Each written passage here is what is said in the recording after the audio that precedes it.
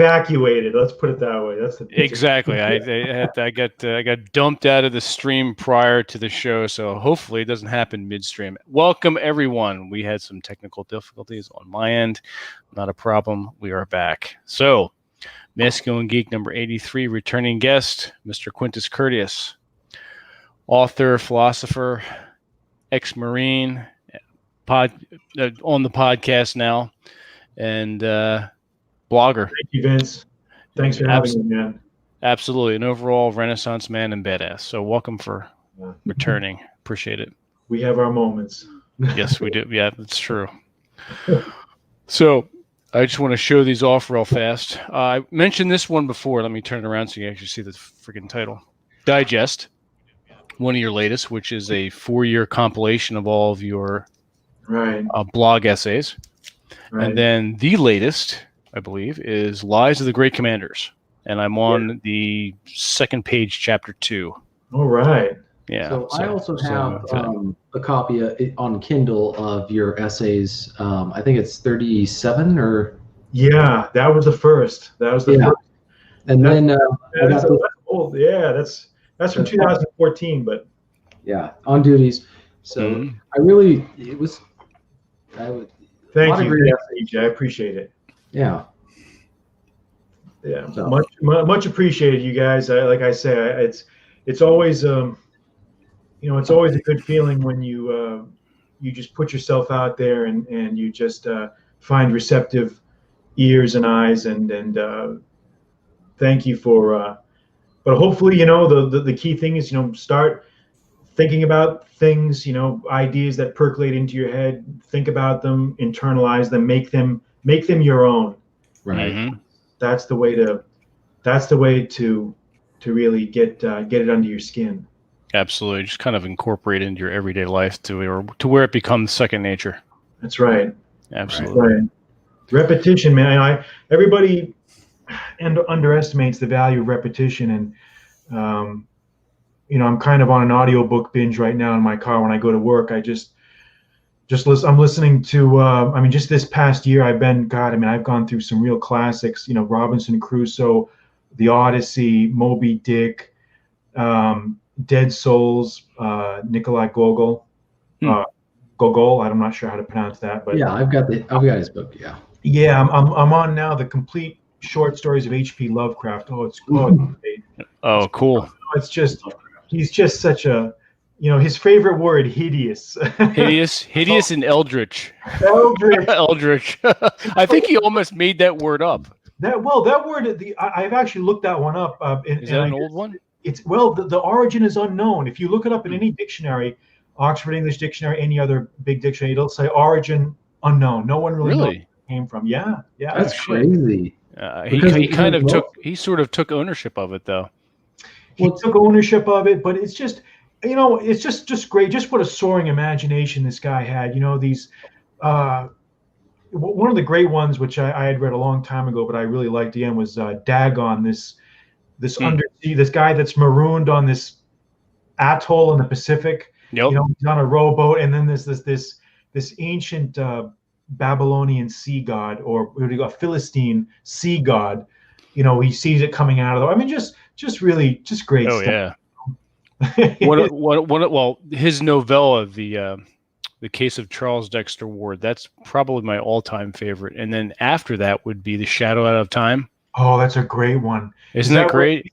Yeah, he's writing like he's recording. All this. There's different aliens that have been transported, I guess, to Earth, and they switch minds. So the alien mind goes into his body for, I think, 4 or 5 years, and his mind flies back in time to the alien's body. So he spends these years in this body recording what he knows of Earth's history. Yeah. So I don't want to ruin the end, but the ending is really chilling. Yeah. I hope I looked down and saw the words in my own handwriting. Exactly. Of course, you ruined the ending, but they're not going to know anything without it. No. You get the book. The short story is fantastic. It's fantastic. It is kind of a side note, or not to dwell on it too much, but H.P. Lovecraft. Like that's the perfect name for an author. Howard Phillips Lovecraft, yes. Like Lovecraft, and we're going to talk about horror. Yeah, he almost had to do what he did. It's like certain names are just kind of like the guy who invented the machine gun, Gatling, the Gatling gun. Like his name just perfectly fit whatever he was going to do, or the Maxim for the Maxim gun, or there was a Remington. Right, Remington. Like all these names just lend themselves rhetorically to their craft, and it fits with the name Lovecraft. Sounds almost like a science fiction ship, like USS Lovecraft or something like that. Yeah. Well, except he wrote cosmic horror, so he had a tough gig. I mean, he had a tough life and a tough gig. I mean, because the style of writing he was done back in those days, there was nobody. You know, he only found scattered publications that would weird tales mainly. Yeah, right. He didn't get paid very much, but he was apparently a very good guy too. I guess he would correspond. He would help out other authors. They would ask him for advice on writing techniques and styles. You know, I've heard he wrote a very good essay on how to write, like his opinions on what makes a good composition. Did you? Yeah, like on horror or something like that. Yeah. And he was a very prolific letter writer. It was estimated that he wrote over 100,000 letters, although as far as compiling what they could find, it's only about 85,000. I think so some have been lost. I think that with for people to keep in mind at that time, here's my train. Sorry, people, but it roughly the same time period as the guy who wrote Tarzan and Princess of Mars. Oh, right? Burroughs. Yeah, he was working at some like pencil making company, like doing desk work, but he was so terrified that people were going to find out that he wrote Pulp Fiction, because his first novel was Princess of Mars. Apparently, like that was it was almost scandalous.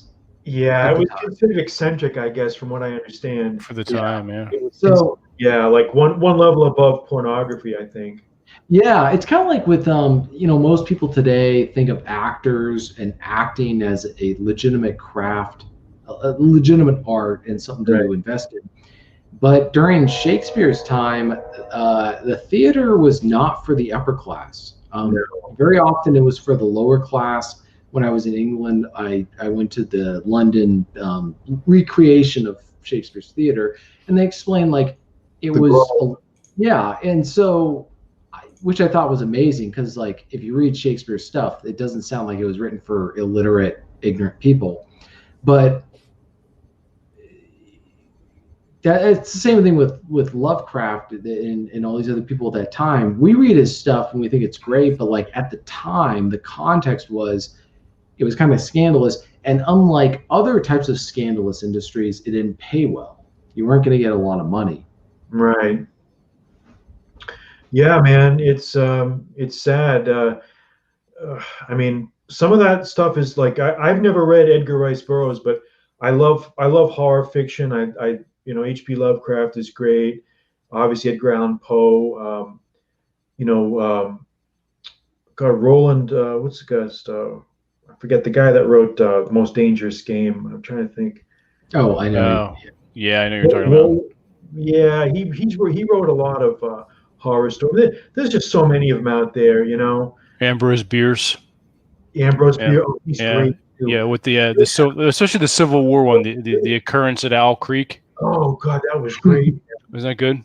Dude, that guy, was it the bridge one where I won't ruin it, but that's a good one. Yeah, you can't. Yeah, he was dark. He was bitter. So dark. He very dark, very bitter. Well, he was in the war too, and that helped shape his thoughts and his mindset at the time. Yeah, and it really came out in his writing. Absolutely. Speaking of war, and he just disappeared. No one. He was probably shot in Mexico, but nobody really knows. Pancho Villa probably got him at some point, but he's down there. He's probably down there having some mezcal.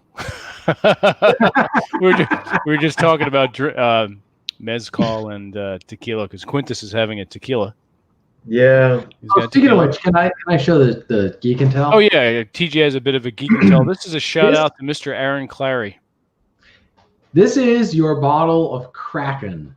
It's almost as tall as you are. Nice. For the record, we give Aaron a lot of crap. Aaron is genuinely not short. He's probably just a little bit under my height. He just the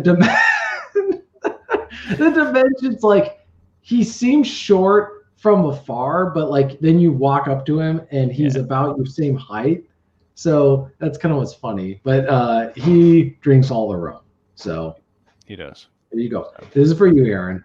Bring it. I will bring it with me if they allow. Will they allow this on the airplane? That's a good question. Maybe if you were taking it in, if you were checking the bag, probably. If you were checking, okay. I don't know. But I don't know about a carry-on. Yeah, damn it, Bob. Just mail it to Rob. There you go. Yeah, that or So I'll just put it in one of those bottles. But Karen Clary might actually be there this time. No, he will not. I was going to say, I haven't heard from him. I talked to him on the phone yesterday. All right. He said, well, all right, to be fair, he said he might, but he has a prior engagement, a family thing to do. So I'll just tell him his wife is there and she needs him to pick him up. Or she's finally baking me cookies and sending them out. Anyways, we were talking about military guys, right? Were we? Well, we were talking about drink. This is the red wine, and Rob has his usual. But we were inappropriately enough, we were talking about military commanders. We were talking. Well, to be fair and to be honest, we were talking about women as well before. So. Women military commanders. Right? Women military commanders. Yes. Nothing wrong with talking about both. That's true. Right. That is true. That's right. And Quintus, you were a Marine as well. Yeah, a long time ago. Feels like a long galaxy far, far away. Yeah. But somehow set in the future. An active duty 90 to 94, and then I had some reserve years, few years in the reserves, but that ended in 99. So yeah, I was in for a while, long time. Okay. And you did some world traveling as well with the world travel. Yeah, I was on Okinawa for about 2 years. Then I was in Lejeune, and then when I was in Bosnia, I was there for about 6 months, and Croatia as well. So yeah, kind of did a little bit of a circuit, but it feels like a long time ago, man. I know. It really does. I was just remarking that in one of the next Masculine Geek newsletters I'm writing. The older you get, the faster it goes. Perception, anyway. Yeah, I guess it is. I read your essay that you wrote about how you were in the hospital while you were going through some sort of training or school. Oh, the collapse lung? Yeah, you were talking about how you basically graduated or went through that while you were in the hospital. Right. Kind of struggles. I was in the hospital recently, and so when I was in there, I was reading your essay, and I was like, you know what? I'm not just going to sit here and just wallow. I'm going to read books. I'm going to read your book. I'm going to read. I read The Storm of Steel, and then I was reading all these other books. And the nurses and doctors would come in and see these pile of books stacked over by the table for me to read, and they're like, well, this isn't exactly like romance or whatever I don't remember what they said, because I was also on a lot of different, pain medication. How long were you in the hospital? How long was it? It was like 6 days. Well, that's a long, for a hospital. Yeah. Anything more than 2 days feels like a century, man. Yeah, God. I just was sitting there reading books. I mean, I was like, I'm not wasting my time, and I wasn't in the same situation as you were, but I was like, you know what, I'm not going to waste my time, and I'm not going to complain, or I'm not going to just whatever. I'm going to get an education while I'm in there. Yeah. That's the only way to do, man. You gotta, at that time I was in college, so I tried to stay current on my studies, and I had these calculus books, mathematic books, and things, and I was in the bed for only 10 days. It was 10 days, which doesn't seem like a long time, but believe me, for an active person, it is. But I found myself gravitated towards like the textbooks had little short biographies of famous mathematicians like Archimedes and Isaac Newton and Gauss and Leonhard Euler and all. I found it very interesting to read the stories of the lives of these guys. I found that just very very inspiring, you know. Sort of comforting, actually. Yeah. Descartes, Rene Descartes, like all these titans of mathematics. And, I don't know. I just kind of like that stuff, you know. It is what it is. Are there any current? It was inspiring. Are there any current titans of anything right now? I mean, you got Elon Musk. I mean, oh man, you know, we don't really have people talk about that on Twitter a lot. They're out there, man. They are out there, but they don't get. They're drowned out in the chorus of celebrity and inane nonsense that just fills the background of everything, man.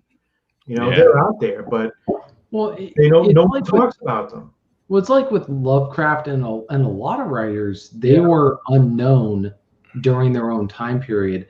So the people who are really setting themselves apart today in our generation, and I get that communication and the flow of information is much faster, but I think even then, a lot of people have done a lot of great work in our generation. We just haven't discovered them yet. They because they're too busy focusing on actually doing the work rather than trying to get attention for themselves. Right. Like a lot of great men throughout history, they were too busy focusing on what they were trying to do. They weren't PR people.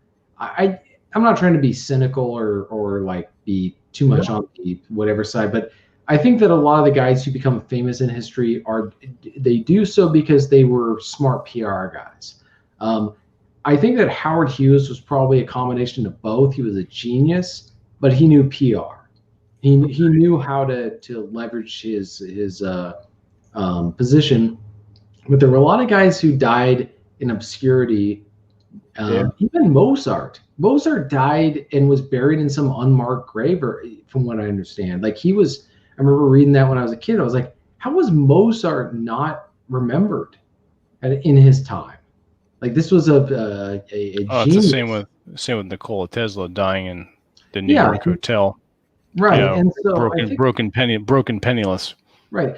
Wow. And that almost inspires people today. And I think that the message is like those men and women, most men, are out there, and it's not archaeology in the traditional sense. It's more of just going back and seeing who actually was writing about this stuff and talking about this stuff. And I think the knowledge for us is which is something I kind of think about, is like, if you come up with an original idea, what is your moral responsibility to make sure that it's you who gets the credit and not some scammer, shyster, scumbag who comes along and takes the idea, and because you weren't enough of a self-promoter, takes it and says, that's pretty much what happened with Marconi and Tesla with the radio. Yeah. Right. Well, I mean, there was a guy who there was a guy who invented a telephone just like Alexander Graham Bell's. They applied for a patent, and I think the other guy was like an hour late. It comes down to first to market. Right. Really, Same thing with me. It's like that's really, and Wright brothers. I mean, literally, they were like within days of each other.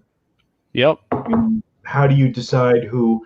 But this is a common thing, guys. You know, these great writers dying in obscurity. I mean, now it's like the major publishing houses they won't even listen to you. They won't even take you unless you're a party line.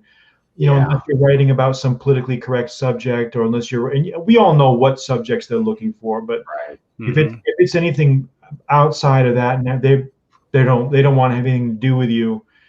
You know, I just finished a really good biography of Herman Melville, the writer. Really sad. You guys probably know this, but he had an initial burst of success in the late 1840s with Taipei and Omu, and then it was just a long slide into just oblivion. And the last 20 years of his life, just to earn a living, he had to work at the New York Customs House on the waterfront. I mean, when he died in 1891, I think, nobody even knew who he was. They actually misspelled his name in the obituaries. I mean, that's how the greatest American, arguably the greatest American novelist, died in obscurity, basically broke. He gave up writing. He just wrote poetry that, I mean, his books sold so poorly that he had to pay, like his last volumes of poetry, he had to pay the publisher to publish them, to give them away as gifts to his family, like 25 copies of Clarel, the longest poem in the English, the longest American poem in our, the longest English poem produced by an American author. And it's just, Moby Dick was totally ignored, and people were like, what the hell is this? This is weird. It was considered weird. It's too Shakespearean. It was like the first modern. The writer of this biography said it was the first modern novel. It was not linear, like where you start out and there was all these philosophical digressions and weird. Queequeg. Yeah, these characters were all psychos, basically. Yeah, pretty much. Well, the thing with the thing is with authors, so many of these authors, it takes so long for them to be appreciated because it's like you got to step away to see the context. It's almost like I don't understand why this is so cool, and then you step away and you see the full context, and it takes decades sometimes. It's just weird. I mean, nobody was talking about the things Melville. It would be like in those days, the whaling industry was like blue collar labor. It would be like someone trying to write a philosophical novel about somebody who works at a cannery or something today. I mean, it's just not done. And it was all this, but I mean, did anyone predict the 20th century, the megalomaniac, the dictators, these driven psychos? I mean, is so. I mean, you guys ought to read the audiobook. It's a great audiobook, man. Yeah. It's the biography. The one author who I think really was a man of his time, but like in a tragic way, was Jack London. Jack London made a ton of money. And that's what's kind of funny is like he's a guy. I've read his short stories and I've read a lot of his stuff, like his books. I love his books. I love his short stories. Yet he couldn't reconcile his socialist beliefs with his social Darwinist beliefs of having lived a tough life. He couldn't reconcile it. He became an alcoholic. Then raking in all that money. Well, then he got all that money. It's like, how do you advocate for the working class when you're a rich guy? Camus suffered from the same thing too, and he was ostracized by those fucking social. Well, it's probably good that he was ostracized from them anyway. It's fucking socialist retards. But Jack London also, he writes about stuff in such a vivid way. You know, he came from a working class background, but the problem is, that's also the curse of being realized in your own time is like, even if he made a fortune, he was the most paid writer in America at that time. Yeah. But he chose to become an alcoholic as a result. And that's kind of the tragedy. So it's like with writers, it's almost like where and then Edgar Allan Poe dies at like 40, and he never lived to see it. Like, he's basically one of America's greatest writers. I've read all of his short stories. I've read his poetry. He was ahead of the game of even Arthur Conan Doyle when it came to detective work. Yeah. His Gold Bug. Yeah. He was ahead of that, but even today he'll never get recognized. Yeah. Poe is a great guy, man. Great writer, stunning genius. I mean, literary. Let's talk about his achievement. Literary criticism, imaginative poetry, science fiction, horror fiction, detective stories. I mean, the list goes on, and he was just Poe was just a badass, and he looked like it. Like that's Lovecraft and Poe looked their parts. Like if you look at Edgar Allan Poe, he just looks like a guy who would write gothic horror. Yeah. And then you look at Lovecraft, and you're like, yeah, I can see him writing horror stories. Well, he had kind of like an underbite, like his jaw came out like that. Have you noticed? Like he had some sort of a weird Habsburg overbite or something, you know, like an inbred. That's why a lot of his stories are about, you know, kind of like this inbreeding. There's a vague. What I like about him as a former New Englander is he knows the weirdness and the horror that lurks in some of these backwoods New England towns, and, you know, these decaying. It's almost like that's but it's almost like to become a good writer, you have to be weird. You have to have something weird about you. You have to, because the ordinary person just does ordinary things, and so if they become a writer, they write boring stuff. But if you've lived an extraordinary life, you've seen crazy stuff, only a handful of writers will be able to write having lived kind of a relatively normal life. Most guys, most men who write, they're going to write from like Jack London. Like he had been a tramp. He had gone to the Klondike. He had when he writes about starting a fire in the middle of nowhere where it's life or death, like he's writing from experience. You know, Melville wrote from the same background. Where he understood like the stuff that he was talking about. I can completely refute that with one person that we just talked about. H.P. Lovecraft. The man didn't do much travel at all. He traveled a little bit up and down the East Coast, mainly Florida. He wasn't weird. He was. H.P. Lovecraft was fucking weird. But that's the point. Like the man. Hang on. TJ, hang on. You're trying to drown me out here. Hang on. He didn't work a day in his life at anything. He didn't work at all. Okay, he probably didn't have calluses on his hands. He didn't travel much, but as you've seen, and I've read, his writing is amazing. It's so rich and full of poetry, and he wrote poetry as well. And his prolific letter writing. Now, on his gravestone is "I am Providence." Wow. He was so in touch and so connected to the land that he was born in and grew up in that it helped him do what he did in his literary endeavors. And he had such a rich imagination and a curiosity and almost a photographic memory for certain things that he read and talked about. So this is a man that didn't have a lot of enriching life experiences, but he's fucking weird as fuck. Right. But I think that's kind of what we were getting at, is that to be a good writer, there has to be something. You have to be weird or abnormal. And I'm not saying necessarily in a bad way, but you got to be different from the crowd. Like Daniel Defoe writes Robinson Crusoe. This was a guy who had lived a very interesting life. Right. He was like a Secret Service spy for the English.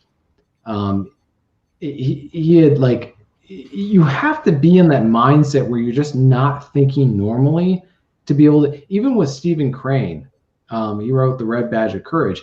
Everybody showed up to like his book signings, from what I understand, thinking they were going to meet a Civil War veteran. Instead, they met a kid who was so young he couldn't have possibly fought in the war, but he had an imagination that was just different. Like he was just a different person, and he wrote other books. But he also, I think that's the thing about being a writer. If you want to be a writer, you have to be different, and in a way that's going to set you apart from other people, as far as like living is concerned. Not that, and what I mean is, you're going to look at the world differently, and that's okay. But it's going to make it hard for other people to relate with what you're doing. Yeah. I think what Vince was trying to say, I agree, is that most writers have a well of personal experience to draw on. Like Hemingway with his experiences in traveling in the First World War, ambulance driver. But Lovecraft was in a world of his own. He basically never, but he had such a soaring imagination that he could just overcome his physical limitations not just to create imaginative stories, but create a whole mythos.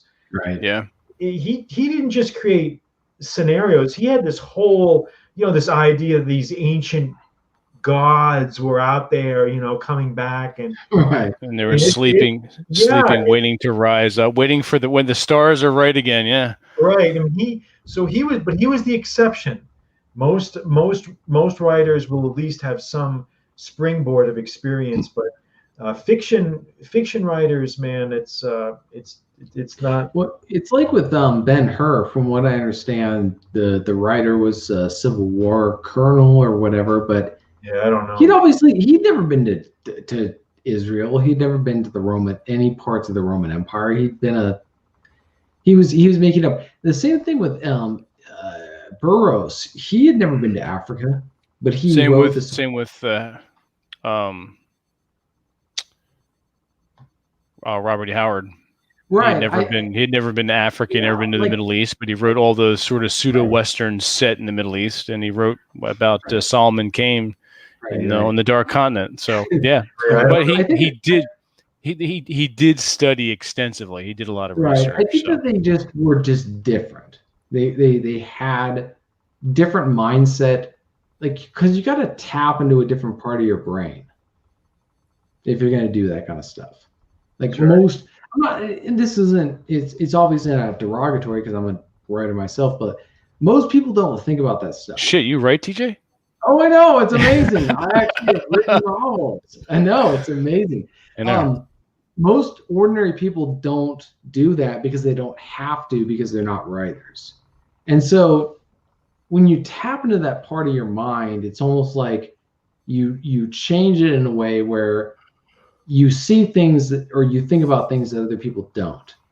And it's not a bad or good thing. It's just you start to notice things that other people don't notice. Well, I think a lot of writers are really good observers. I see what's going on around them. We observe things we sometimes. How many drink? What are you drinking, TJ? And how many have you had? I know. Your face is really, really red right now. It's like 100 degrees outside my house. Oh, and I was just outside working on the outbuilding. Oh, okay. Yeah, it's freaking. I can't have the AC on when it's when we got the podcast going. But yeah, it's like 100 degrees outside. Well, that'll do it. Yeah. What state are you in? Where are you? I'm in Central Washington. Oh wow. Yeah. You mean the District of Columbia, right? Not the state of Washington. I mean Washington State, meaning the part where like the mountains. The calm part. Not the part that's surrounded by communist scumbags that should all be executed for treason, but that's another topic. No, it's like it was like 93 degrees today outside. So I was trying to do some like. Oh man, we'll call up the mayor of Portland. God damn it, TJ! You better not be interrupting Chest. I want to drink my beer. All right, continue. Quintus, I wanted curious. Is you're predominantly nonfiction? Have you thought about doing fiction at all? You know, it's funny you mentioned that, Vince, because it is common. I think maybe not common, but it is. It's not unheard of for people to put out things in different genres, and I've thought about it. But my requirements would be that if you're going to do that, you better have a good story. If you're going to write fiction, and if you want if you want to go anywhere, my study of fiction is you better have a good story and it better be well written, because if you've got a good tale to tell, people will buy it. People will buy it. But these, you've got to have you've got to have a good story. And I guess I've never really felt the inclination to do it, but maybe someday, yeah, it might be fun just to, because I think it would be something I would enjoy doing. But I've got to find a good story, or make up a good story, or somehow put together something that would be, something that people would respond to. No, I get it. That's part of the problem. Is just everybody gripes about, oh, the reading public today. The reading. My experience has been, look, if something's good, people will read it.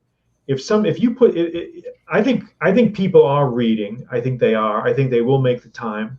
But I think just like Samuel Johnson had faith in the verdict of the public. I think the public has a pretty good sense of what they like and what they don't like, and but yeah, with fiction, I think the important thing is there better be a good story. There better be some. I mean, even the greats. You think back, even like Shakespeare or any of these great writers. They had good stories. The people, TJ, you were talking about the Globe Theater. The reason why the average guy went to see those plays is because they were great, pretty exciting stories. They were histories, tragedies, comedies, and they were fast moving. They had a lot of puns, a lot of that's what's crazy. Interesting characters, and people went to see it.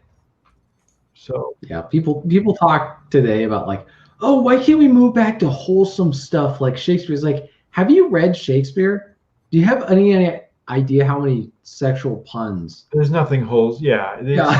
Like, there's so many sexual jokes in like the typical Shakespeare play. When I studied it in college, the professor who actually acted in plays was discussing like, this is what they meant. And you're like, wow, this was a very inappropriate play for like the average person, today in our country. But yeah, it's funny how. Yeah, that's true, man. I wish somebody could ask these actors how they memorize these huge reams of dialogue in language that is very unfamiliar to the modern speaker. I'd like to know that. There must be techniques that they use. Yeah. But nobody ever asks them. They probably didn't have too many distractions. One guy who did it. How do they do it now? How do they memorize this stuff? So one good example of where I think a modern actor got it right was Damian Lewis. This was back, I think, about 4 years ago. He did a recitation of Mark Antony's speech about Caesar's funeral. Right. And I thought he did it perfectly. Like, he conveyed all the emotions that Shakespeare probably would. If Shakespeare had watched him perform, he would have said, this is exactly what I want, as far as what he was doing. I think that the problem is, like, it's so, for most people today, it's so long, it seems so long-winded. And it's just like you're just trying to recite so much stuff.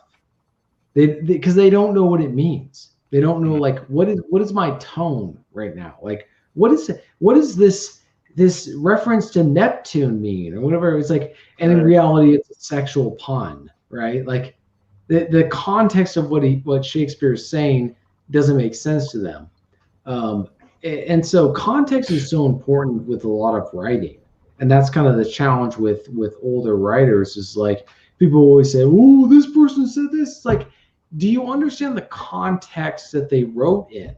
You can't look. You can't read these things and look at it through the lens of your own life here and now. It just doesn't work. Right. He wrote this 300 years ago.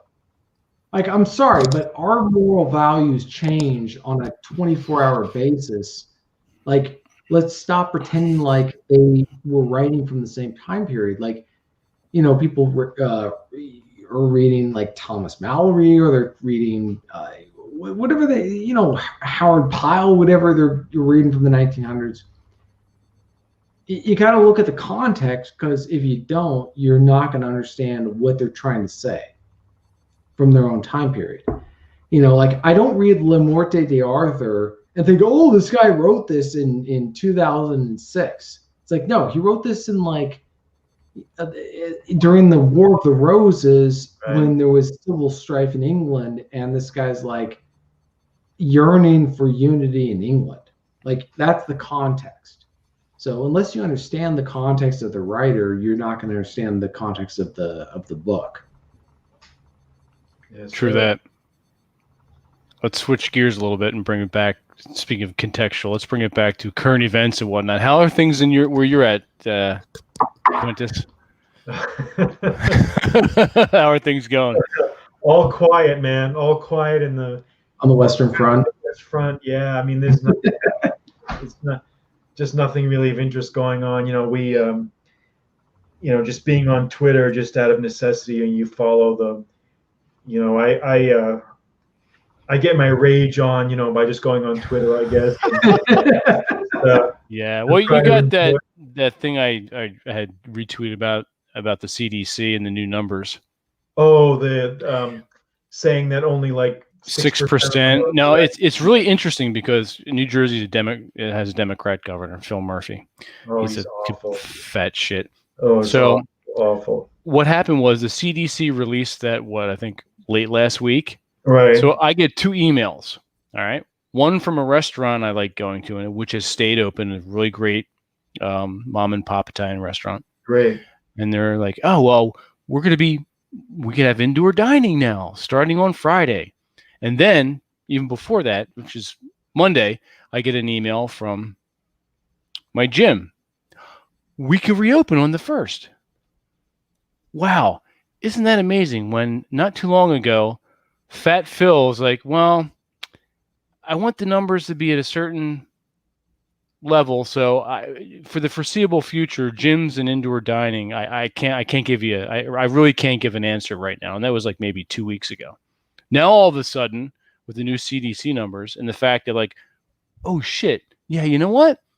I'm a huge dumbass. I overreacted.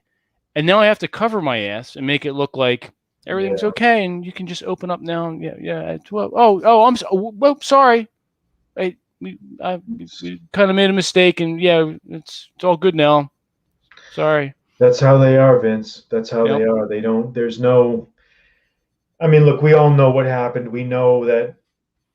We saw the trajectory. We knew that it was a panic, and then the exaggeration led to a feedback loop of just complete insanity, where it just kept, for months, it was just ramping up the hysteria. And then, finally the truth came to be more widely known. But the problem is some of these governors have dug themselves in so deeply, they almost can't back down now. Be like, what is Newsom going to do?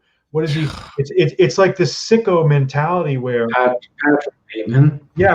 they actually don't want to relent because it's going to expose how everything they did and said was all bullshit. Mm-hmm.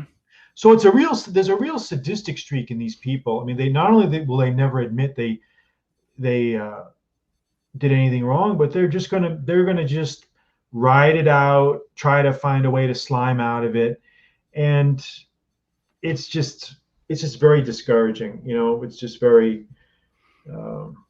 I'm just glad. I mean, can you imagine if you had kids and you had to just get schools going, and you've got these malingerers and wimps and pack droppers who don't want to do any work? I mean, it's horrible.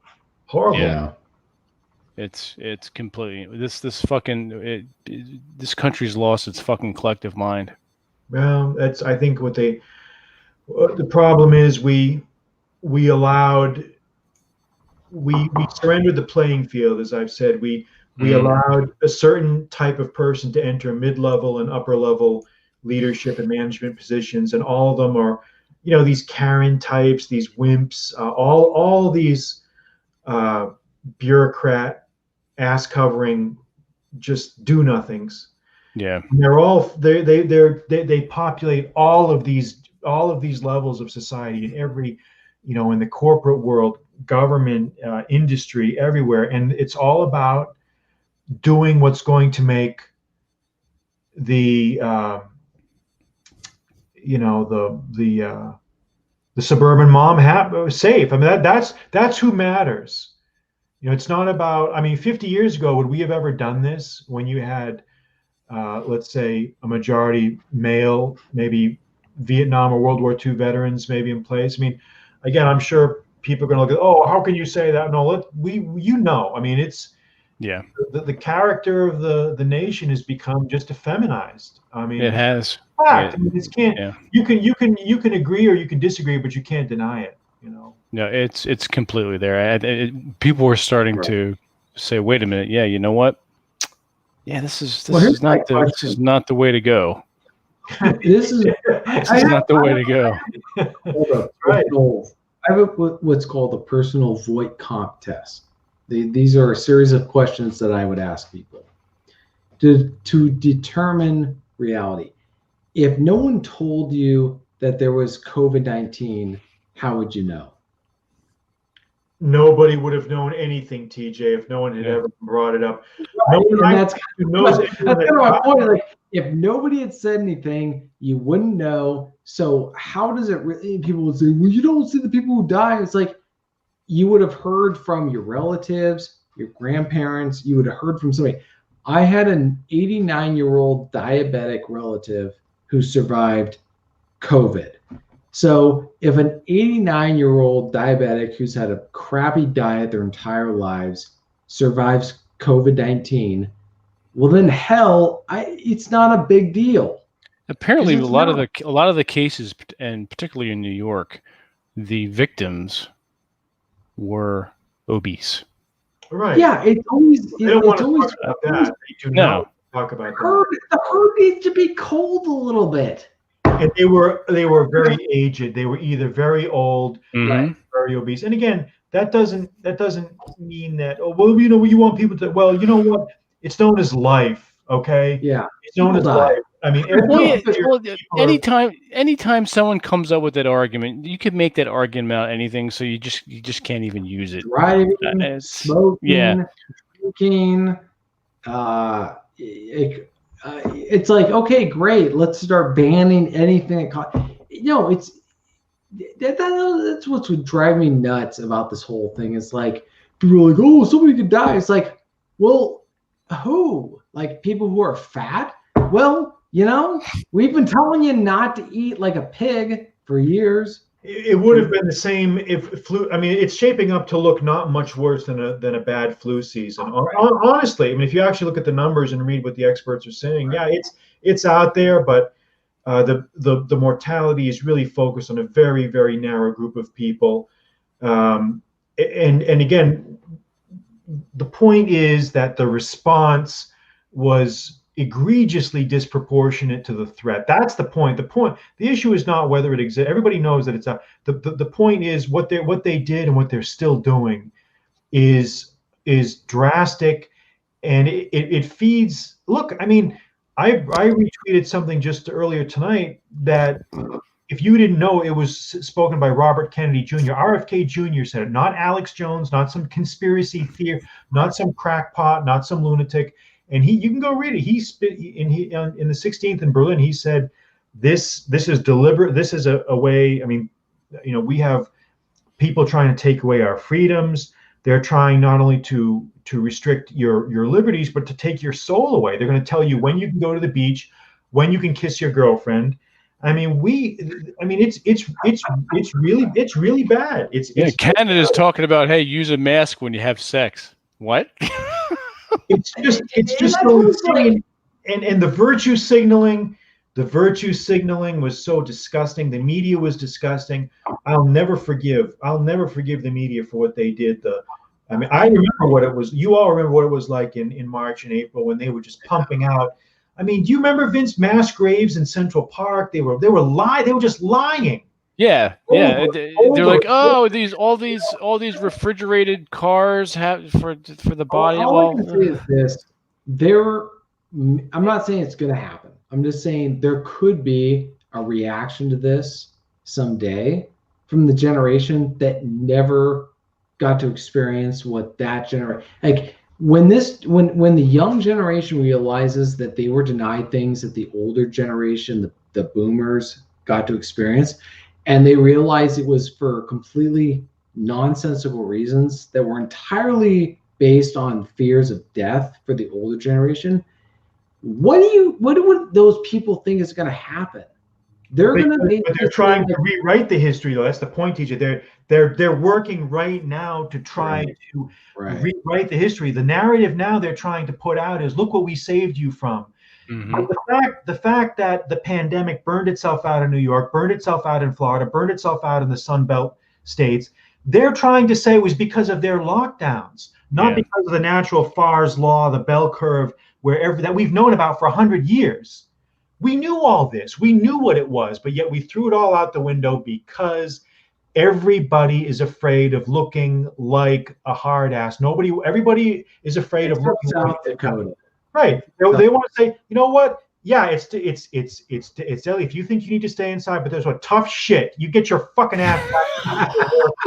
And I don't give a shit if you fucking drop dead while you're working. You have a job to do. You're a citizen. You fucking get your fucking ass back in that seat and you do your job. That's it. Freedom. This is the thing that just always. Oh, go ahead. No, because they don't want to. No one wants to be hardcore anymore.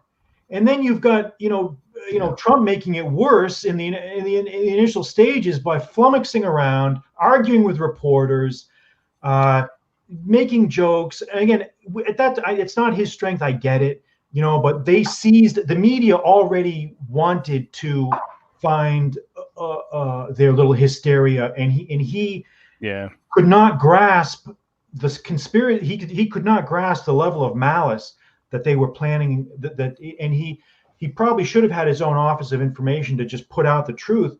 But instead, you had all these voices. You had CNN, you had Fauci, you had all these people. That fucker.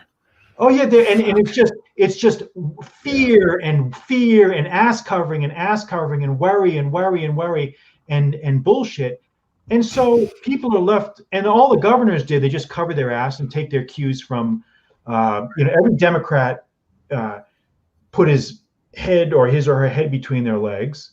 Well, that's one spot they put it. It goes without saying, yeah. And then of course, what happens? People start to get restless, and then you have riots, and then that. So we were caught in this feedback loop of negativity and self-destruction, and it was really starting to look like we got to break out of this. We got to do something to break out of this.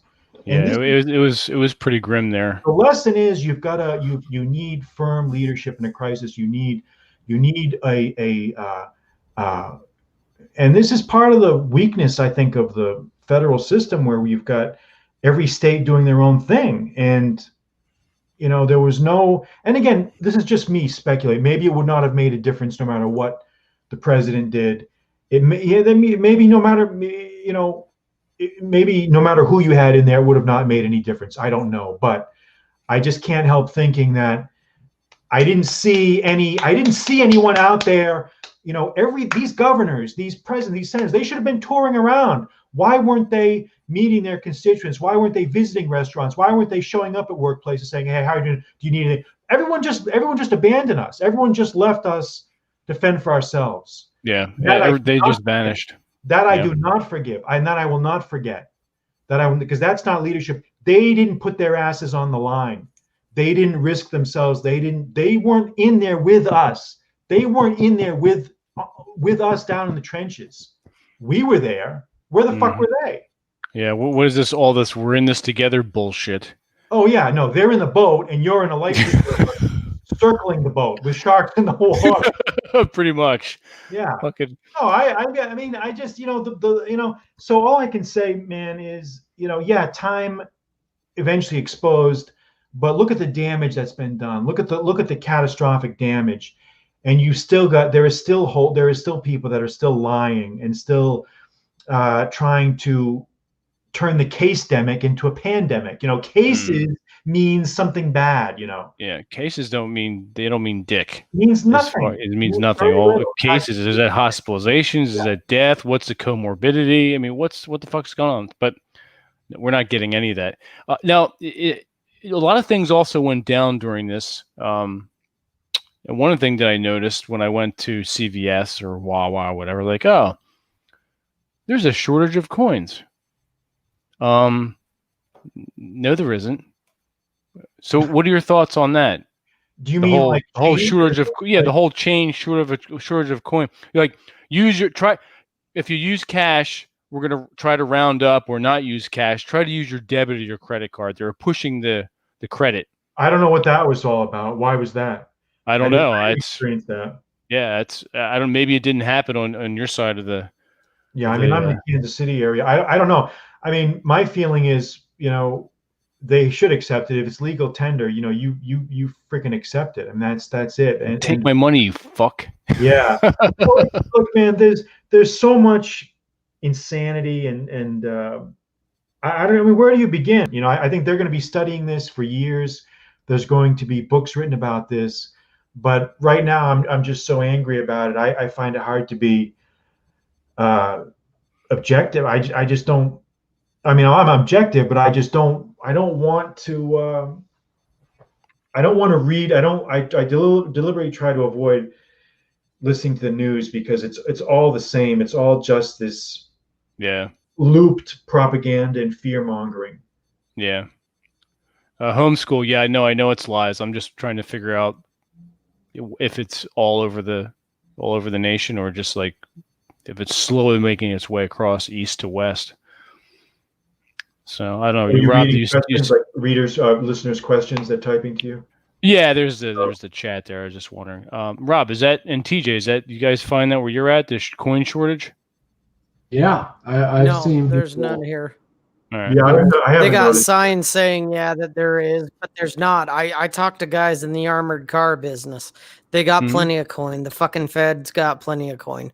Yeah. So it's all bullshit. Yeah. No, that I already knew. I'm just trying to figure out like what the angle is on that. It's happening everywhere. I have no idea what the angle is. Like I went to Home Depot the other day and they said because of the coin shortage, debit or credit. It's probably some chicken shit Karen wimp who's like afraid that if she touches a dollar bill, it's going to somehow contaminate. There's probably some nerd somewhere who said if you touch a certain. I mean, these people, man, are such. And you're not going to talk about. Yeah. You've got to order them. You've got to order people. You've got to command them. You've got to tell them what to do. Yeah, and that's the problem too. Nobody wants to do that. No one wants to do that. You've got to, like the governor of Florida said, you will be back in school on this day. You will. Or guess what? You're not going to have a job. Party time. See, that's the other thing that we've talked. I think Vince and I have talked about this is that a lot of these people use this as a way to get a 6-month vacation. Yeah. They're a little bit afraid, but they have such a lack of civic responsibility and such a lack of patriotism. They're willing to sit home and eat Fritos all day and do nothing. No, it's true. Well, they don't want to do any work. Would you do? I mean, look at these people. They're getting paid to do nothing. You would think after they're getting paid extra too. I mean, the unemployment exchange is higher than normal. Yeah, you force them back. You make them go back. You fire their fucking asses and hire somebody else to do the job. It's like Calvin Coolidge wouldn't tolerate the police in Boston going on strike. So what do you think he would have done with teachers or any public employee? Yeah. And this was silent cow. Same thing with Roosevelt when he was police commissioner in New York and he was cleaning up that shit. That's what I liked about Calvin. He fired a lot of people. He went personally to these different wards. Yep. Yeah.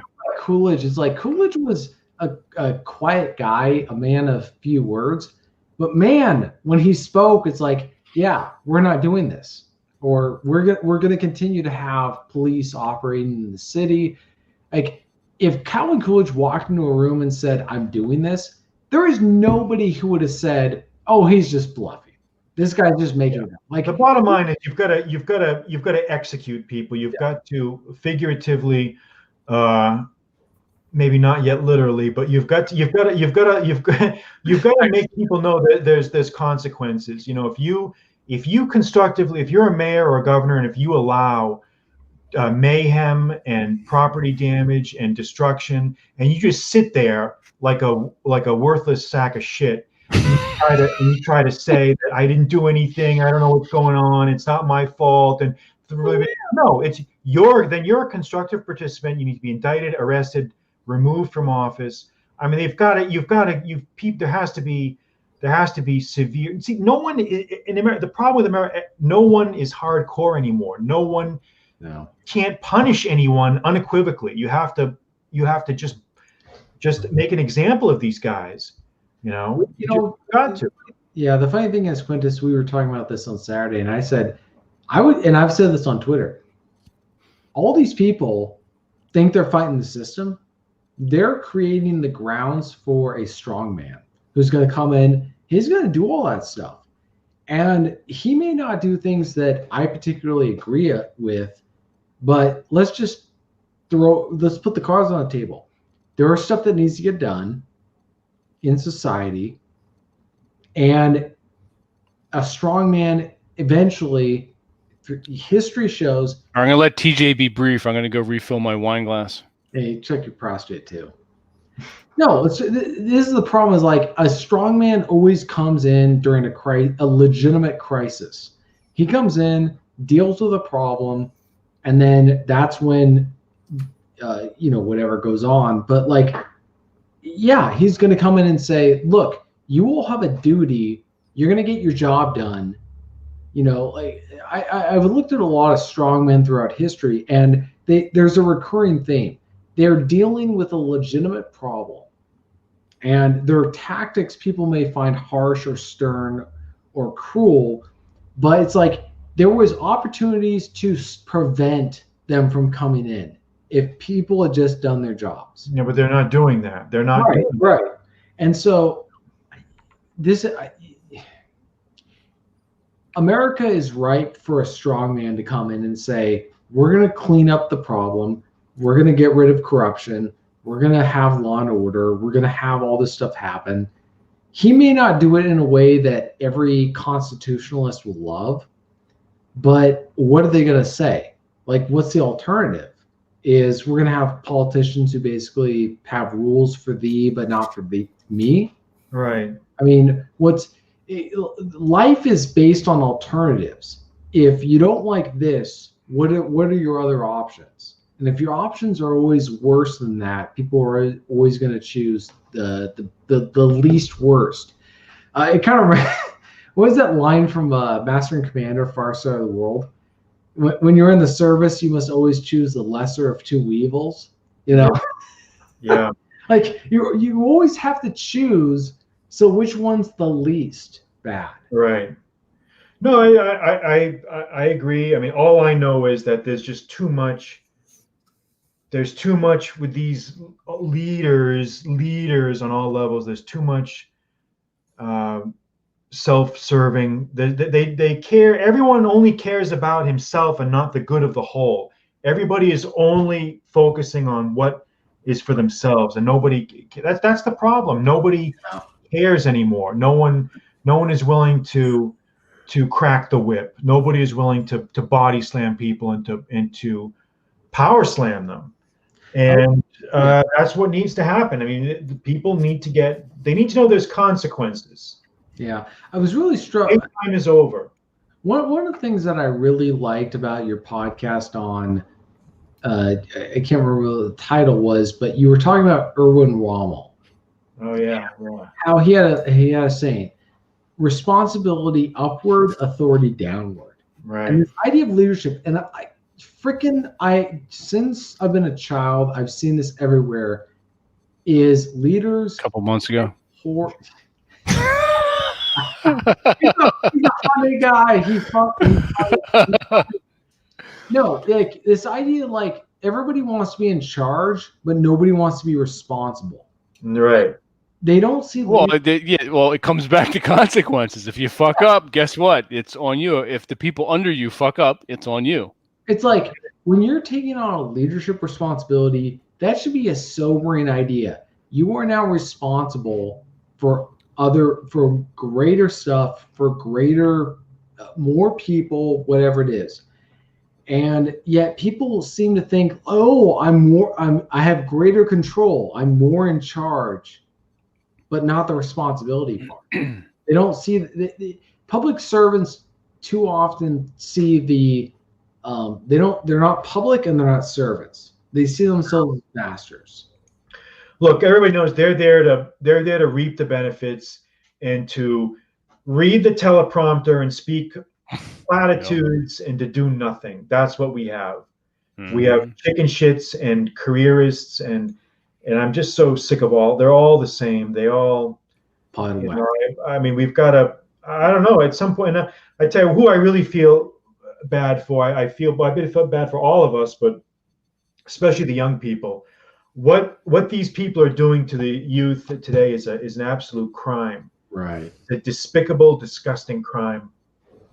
And the kids growing up now, a lot of them are lost hope of ever getting a decent job. I mean, it's very sad, and nobody seems to think that it's going to have any long-term consequences, but it is. It's going to. And there are a lot of deluded assholes out there who are going to join these protests. But in some ways, I mean, can you blame them? I mean, if you've got nowhere to go and nothing to do, you're going to get seduced by these ideologies, and you're going to fall victim to that. Well, I would say that a strongman is going to tap into the anger of the youth. He's going to say, these people, he's not going to be an old guy. A strongman will probably be, I'd say, if it happens anywhere in the near future, he's going to be under the age of 40. And he's going to say, these people have done you wrong.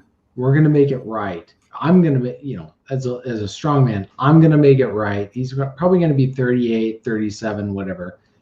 And he's going to say that. He's like, they've taken away stuff from your lives.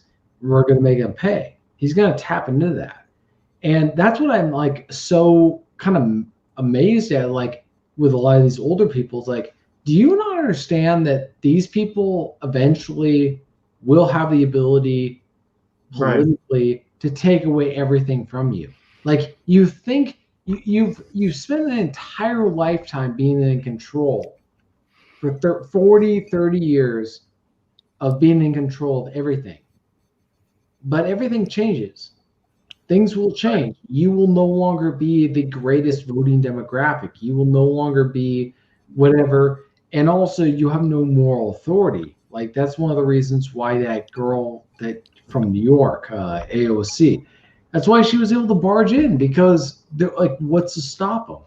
What's to stop a 37, 38-year-old from barging in and saying,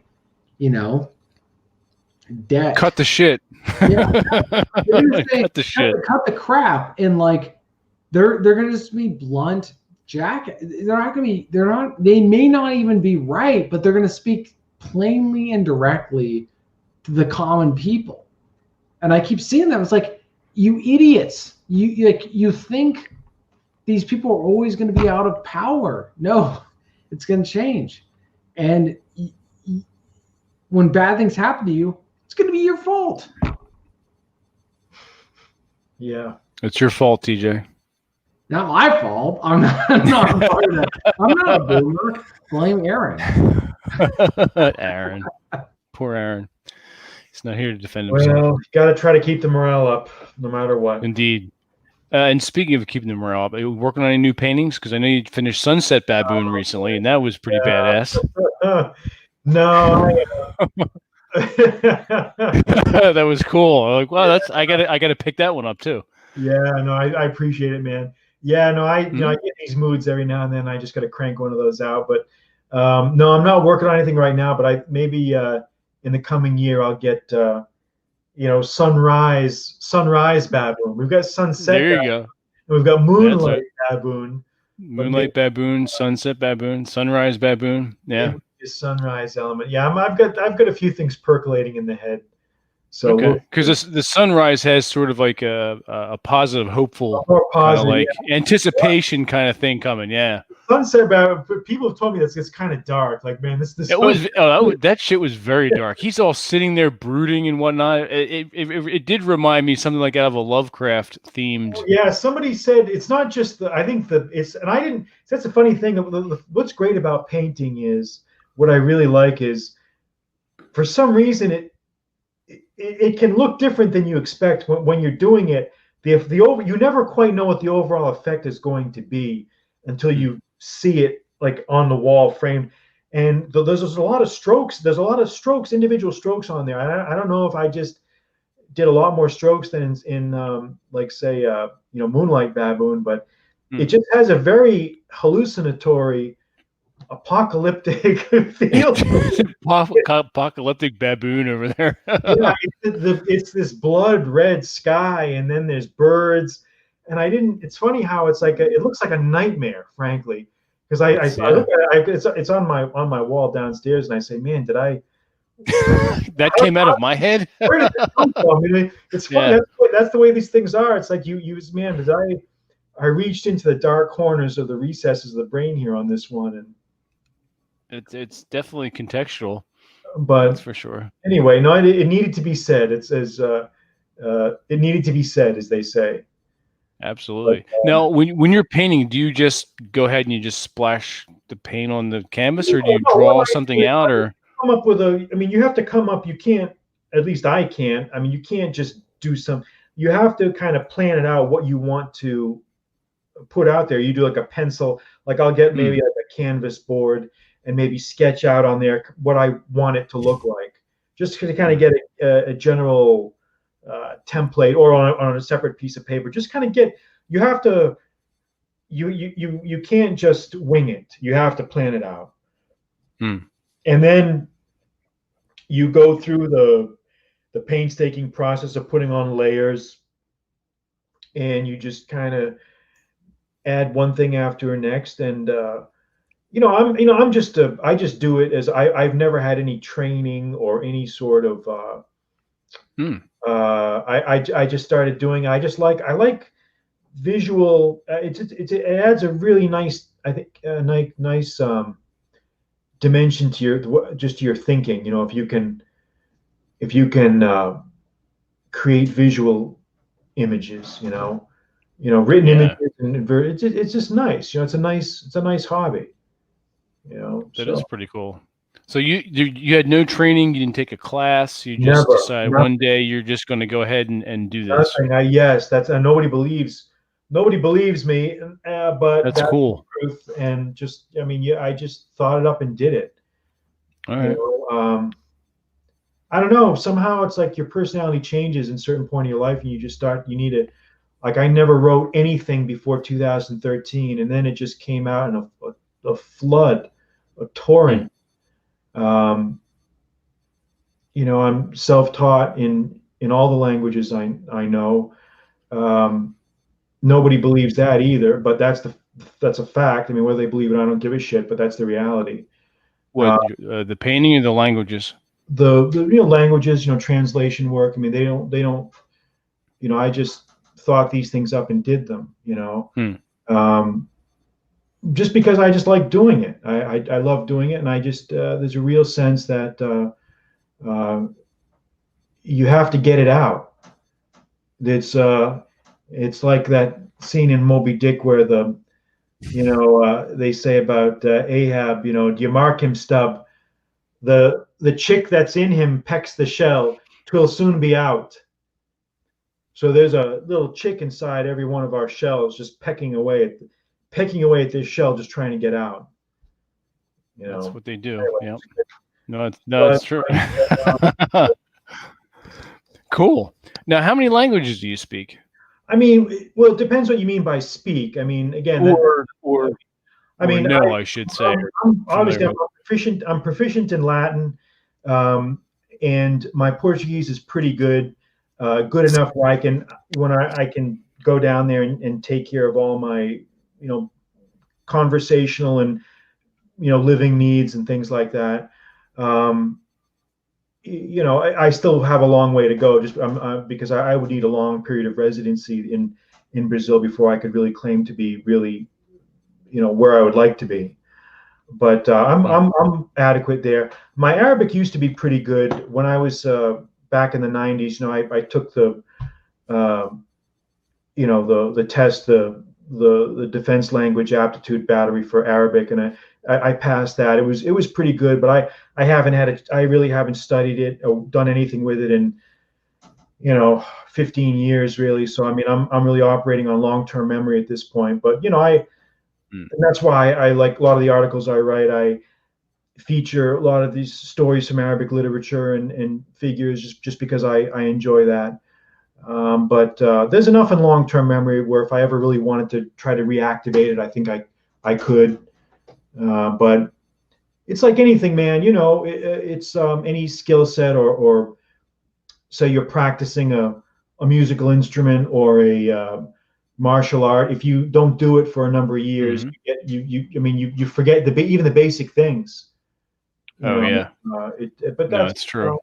So anyway, I just enjoy doing certain things. I just do them. I don't want to be held back anymore. Everybody's always trying to hold us back. That's one thing I hope you guys try to adapt to your own lives. Don't let anybody hold you back. Don't let anybody define you. Don't let anybody try to project onto you their fears, their limitations, their phobias, their neuroses. Because what that is that's their problem, that they can't solve with their lives. So they have to rank on you instead. Oh, it's so true. I mean, that phenomenon. Man, you do it. If you enjoy doing something, you do it and don't give a shit don't care what anybody says or does. Just, fuck them. Fuck them. That's really absolutely what to, and it's true of so many different things. Everybody's always going to try to put barriers between you and your goals and try to pigeonhole you because they want to justify their own inaction and their own failures. So whatever I was about to comment on that, yeah. You guys like to do, I mean, just do them, I mean, like you, Vince, I assume you started this podcast. I mean, nobody told you to do this. You just like you like talking to people.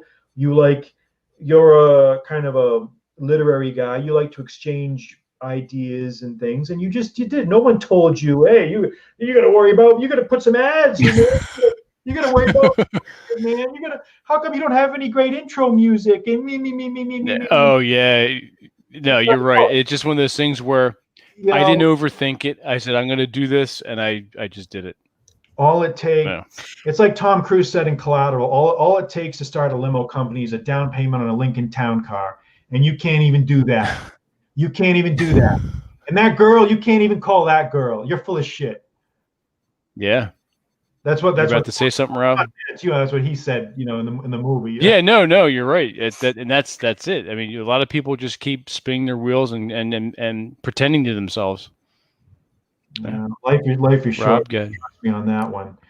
I mean, you wake up one day, man, and you wake up one day and you realize, man, I've been playing by the rules for 20, 30 years, and I don't feel like I'm any further along than I used to be. So something's got to change. So finally, you just embrace the inner middle finger in you, and you just say, "Hey, look, I'm gonna start speaking my mind." So, anyway, those are my thoughts. Rob has some thoughts. Well, it just goes along with a tweet earlier that I saw and I had to respond to. That not only is it, well, you can't do this, you can't do that, but it's also the kind of the idea, like going back to the show, what you said about having, intro music or whatever. I've also seen it, from the peanut gallery, the critics, where they bitch about your camera. And if it isn't that, they bitch about your microphone. And if it's not that, they bitch about your background. And if it's not that, it's the frequency that you put or don't put content out. And if it's not that, they bitch about something else. Right. And in my thoughts, it's like, I'm doing this for free. I do it because I enjoy doing it. But why don't you, instead of bitching about it, why don't you do your own fucking show then? Right. Why don't you make your own fucking videos then? Mm-hmm. Otherwise, shut the fuck up, hit the like button, enjoy the content, say thank you, Yes. and then move the fuck on. Amen, brother. Amen, Rob. Yeah. Oh, it's Yeah. so true, man. Yeah, no, it's dude, I do podcasts occasionally, and you know what it is? It's me with a microphone right here, just talking, and that's Yeah. it. And that's it. And you know what? That's all it's going to be. I'm not going to get into. I just don't have any desire to take it any higher than that, because all I really have to offer is words, and you can hear them, and you can listen. People can listen to them, and so. No, I can appreciate you not having intro music and not having outro music. You're just like, hey, we're and I try to keep it good brief. evening. Like, look, I know when I don't want to listen for more than 15, 20 minutes or so. So I try to keep it just brief. I say what I have to say and I get off. I'm not me. Yeah. Again, when you're solo, you got to Yeah. Well, people have short attention spans too. I mean, they want very quick sound bites. They want short books. They want they don't. A lot of people don't want to put the effort in. So. Yeah. Well, and that's it. Nobody wants to put the fucking effort in. It's the idea that it's so easy today. I mean, you can buy a cheap ass microphone and all of the software, all of the technology is there. And you have every chance in the world that you don't need to know how to code. You don't need to know any of the back end stuff, because it's all there, and you can create your own content about whatever you want. And yet most people don't do that. And all I can figure is what, because you don't know how. I mean, there's a fucking YouTube video that shows you how to do it. And so read that or watch that. I can't be bothered. Well, go fuck yourself then. Yeah, you're not. And if you do come up with something, well, we're not going to wind up listening to you anyway, because you fucking complained about it the entire time. So your channel is going to be worthless. Right. No, it's so true. And a lot of people, and I used to do this when I was younger, is overthinking shit. Yeah. You just have to. It's action, and you've talked about this on your podcast, Quintus. Is action. I mean, you've just got to. I mean, there's guys that I know that. It's all this neurotic overthinking, and I can't decide for a lot of them if it's just fear or if it's just procrastination or whatever it is. But lazy. Yeah, maybe that's it. I think that's some of it. Yeah, and some people just like the idea of. They just like the idea. They don't want to talk about it. They don't want to do anything about it. They just want to talk about it. Right. It's like, let's talk about a podcast. Let's have a bunch of meetings, like it's the government or something. Let's have a bunch of meetings about the podcast. Yeah. Well, I appreciate you guys are right on point about that. Yeah. Always keep moving forward. Yeah, I mean, I'm not going to be able to stay on too much longer, guys. But no, we're planning on kicking your butt off anyway. No. Okay. You got 4 minutes left, Quintus. Listen, we should all be at some point. Everybody has to know when to exit stage right. At some point, you got to know when. Absolutely. I mean, once I've said everything I have to say, I have to. Of course. No, of course. But no, it's all good. I agree with what you guys are saying. And we just got to try to keep the fires burning and keep crunching, as I say. I have seen some of those photos. Yeah, they're pretty cool. No, that's it. I mean, we can talk till we're blue in the face, but you have to lead by an example, and I think that's the best way. That's just being consistent with your work, consistent with what you say you're going to do, you're following through, and that's the best way to change people. That's right. So, you're right, Vince. But, all right. Yep. Well. Yep. All right. So that's. We'll hang out for a little bit longer, but Quintus, I'm gonna have to exit stage left. TJ and Rob, thanks for talking and listening. Vince, thank you, sir. Absolutely. Welcome anytime. And we'll keep the fire stoked here. All right. Absolutely. Until next time, sir. Take care, guys. All right. Out. So I guess, Vince, if you were going to name, this isn't like something the sticking top off your lip. military guy. You got it. Yeah, I know. Probably. If you were to name a top military guy, in history. Not like the best, but like somebody who just like immediately comes to mind. Who would you think of? Yeah, that's Great minds think he alike. was no nonsense and just get the shit done. Yep. That's exactly what I think of.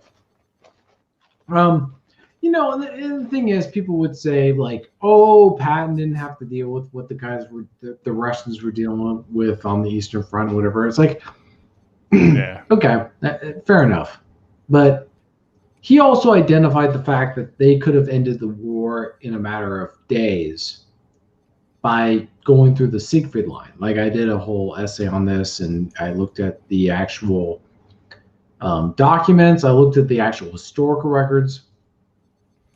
So he was right, but people just didn't want to listen to him. So yeah, it's kind of funny. Like World War II. Okay, how about the Civil War? Who do you think was the best military In the leader? Civil War?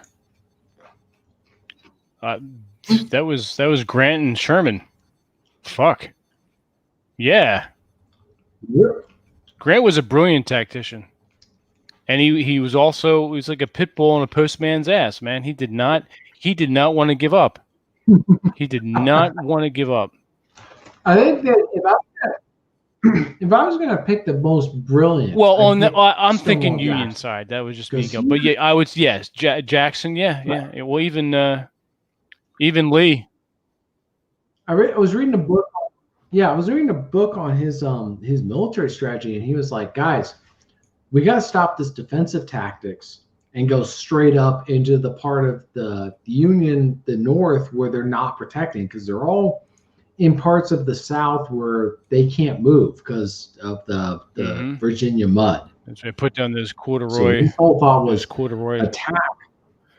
Yeah, exactly, attack. And the reason, apparently, according to the author I read, I could be wrong, so I'm not like, for all the Spurs. Speaking of Spurs. Ninja Spurs. What be all this then? Oh. TJ, be brief. TJ Nice was not brief hairdo. at all. Thank you. This is my I just banged your mom His hairdo. whole argument was, What was that? That What makes was you a that? necrophiliac. You're fucking the dead then.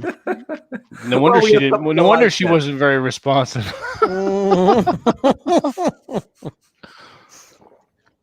So what's all this then? How are you guys doing?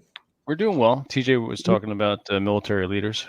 no, anyways, so what I was saying is that Stonewall Jackson had a winning strategy. He could have ended the war very early, or at least forced it into terms, like they come to terms, not that they surrender, but like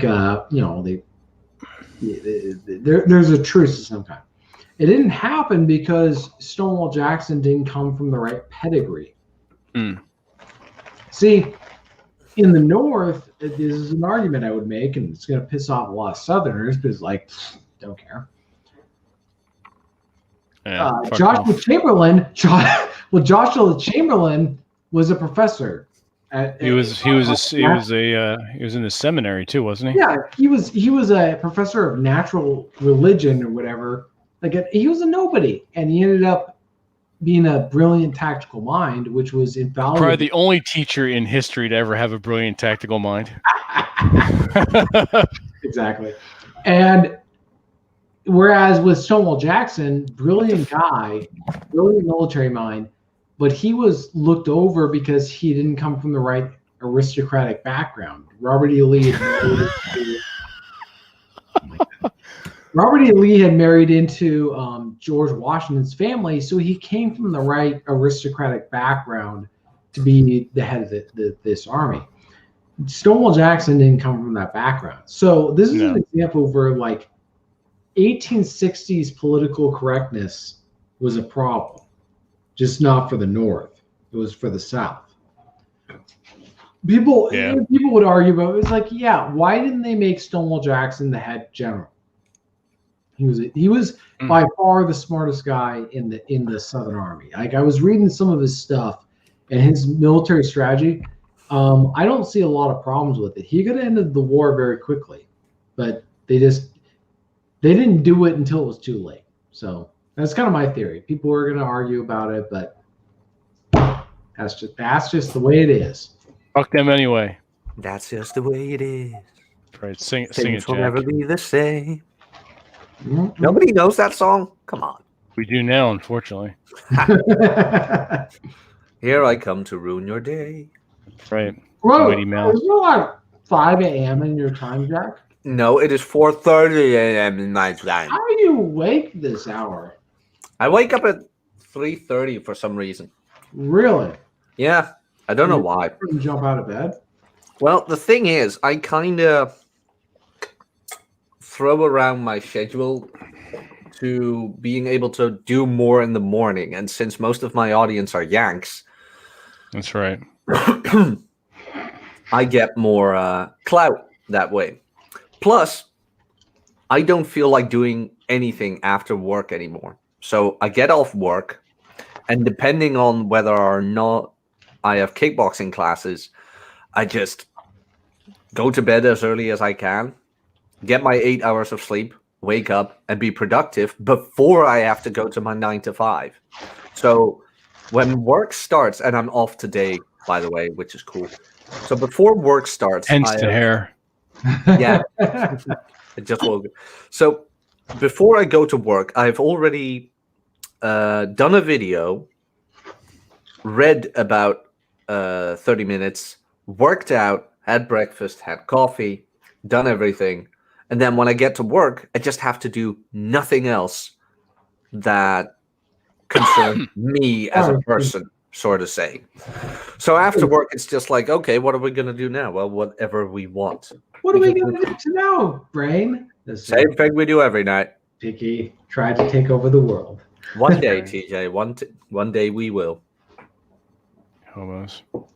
For those of you who are on my Instagram, you'll see I posted a Pinky and the Brain video recently. And Oh, yeah? You should see his OnlyFans, people. By God, man, Pinky isn't wearing anything.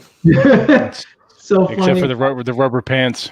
Well, it's so That's funny right. that we got away with saying, you foreigners, you have your own queer ways. You can get a lot. You can get away with a lot with cartoons. Oh my gosh, that's not even the word. Yeah. It's where I just look at South Park. brain. Well, no, but this was Yes. children's cartoons on WB22, which in my case was Warner Brothers 22 children's cartoons. There's this one episode where Brain is working in a corporate office, and the guy walks in and goes, "Here's your like personal time policy. Here's your personal phone policy." This is a little small pal. Then a woman comes in with like this mountain high. Here's your sexual harassment policy. Oh yeah, it's like 4 or 5. The stack is 5 feet high. And she says, as long as you don't talk to anyone in this company, you'll be fine. This was like the early 90s, like where they're joking about sexual harassment policies. Like, yeah, it's gone overboard back in the 90s. Oh God, It's become truth. It's it's become truth indeed. Where is Yeah. that thing? truth. Here it is. Truth it up. Look at it. I gotta get that mug. Yes, you do. Yes, I do. So Yeah, like Jesus. everyone has to buy the Song of Wolfgar on Amazon. Nobody bought that yet. I have the ebook. Good. Oh no, people have bought it. People have been sending me stuff. All right, TJ, I have a bone to pick with you, and I'm going to pick this bone with you. A bone. A bone, not a boner, a bone. All right. I Don't. think I know it's where. about- I know where you're. I know where everyone in the chat's going to come on with the gay homo jokes. No, a bone, as in I have an annoyance. You were going on and on about book reviews, right? Right. And I agree with you. I completely agree with you. And I've left you a book review. You know what you have not done? That's why I'm alone. You Yeah, son of a bitch. I will review that tonight. Okay, It's only been like 6 months. TJ. I'm like, this motherfucker. As God is my witness, I'm first of all. So September 7th. No, all serious, all joking aside, September 7th is going to be the book review day. If you have bought a book online, leave a review on Amazon. So if you've bought one of, You don't even have to leave a review. Just press some stars. yeah, exactly. That's kind of my point. It's like So I will be leaving a good review for Vince's book. Thank you. I need to do that. I hadn't done that. I'm You big a-hole. One second. Okay, TJ, I knew you were raised by wolves and all that, but don't talk with your mouth full. My God, man. Be civilized. Spit the dirty dick out of your mouth. Yeah. Yeah, a lot of people think, oh, well, book review, that's too much work. I have to leave all this. I have to think about the book again, and what am I going to say? No. Leave the stars. Don't complain about the setup or how the book that's not, if you enjoyed it, yeah, exactly. Say that. Just say, this was good. I enjoyed it. It's worth your time. That's all you have to fucking say. Is you have good. To go into long, yeah, you have to go on these long paragraphs of the philosophical discussions and shit. Historically accurate. At that time, Winston Churchill thought about invading Normandy, but I didn't really know for sure if he meant that. Maybe the writer meant when I banged my but Jesus Christ. Yeah, exactly. Just say this is a good book. I enjoyed it. It's worth your time. Use children's language. Okay. No, seriously, nobody wants to read a fucking paragraph of fucking bullshit. Can you imagine being such a lonely woman who types out like book parts of reviews about something she doesn't like? Or am I the only one who's ever seen that? No, I've seen that. I can't stand that shit. Most of my reviews are pretty short. There was one guy who gave me 3 stars, but he laid it. It was for the audiobook. He laid out why he thought. I'm like, all right, whatever, that's fine. I'll take it. I'm not going to because Jack Napier did not do it. Enter. People have criticized some of my books, and I read it, and it's like, you know what? Fair enough. You guys made a legitimate. Well, it's just like, it's not part of the story. It's just like, here's some of the production stuff that needs to be worked on. I was like, okay, like you actually read the book. Well, that's it. It's like you paid for it, you read it, and just it helps to get seen in the Amazon book marketplace by leaving a review. It could even be a bad review. It doesn't fucking matter. A good review is nice, but it doesn't matter.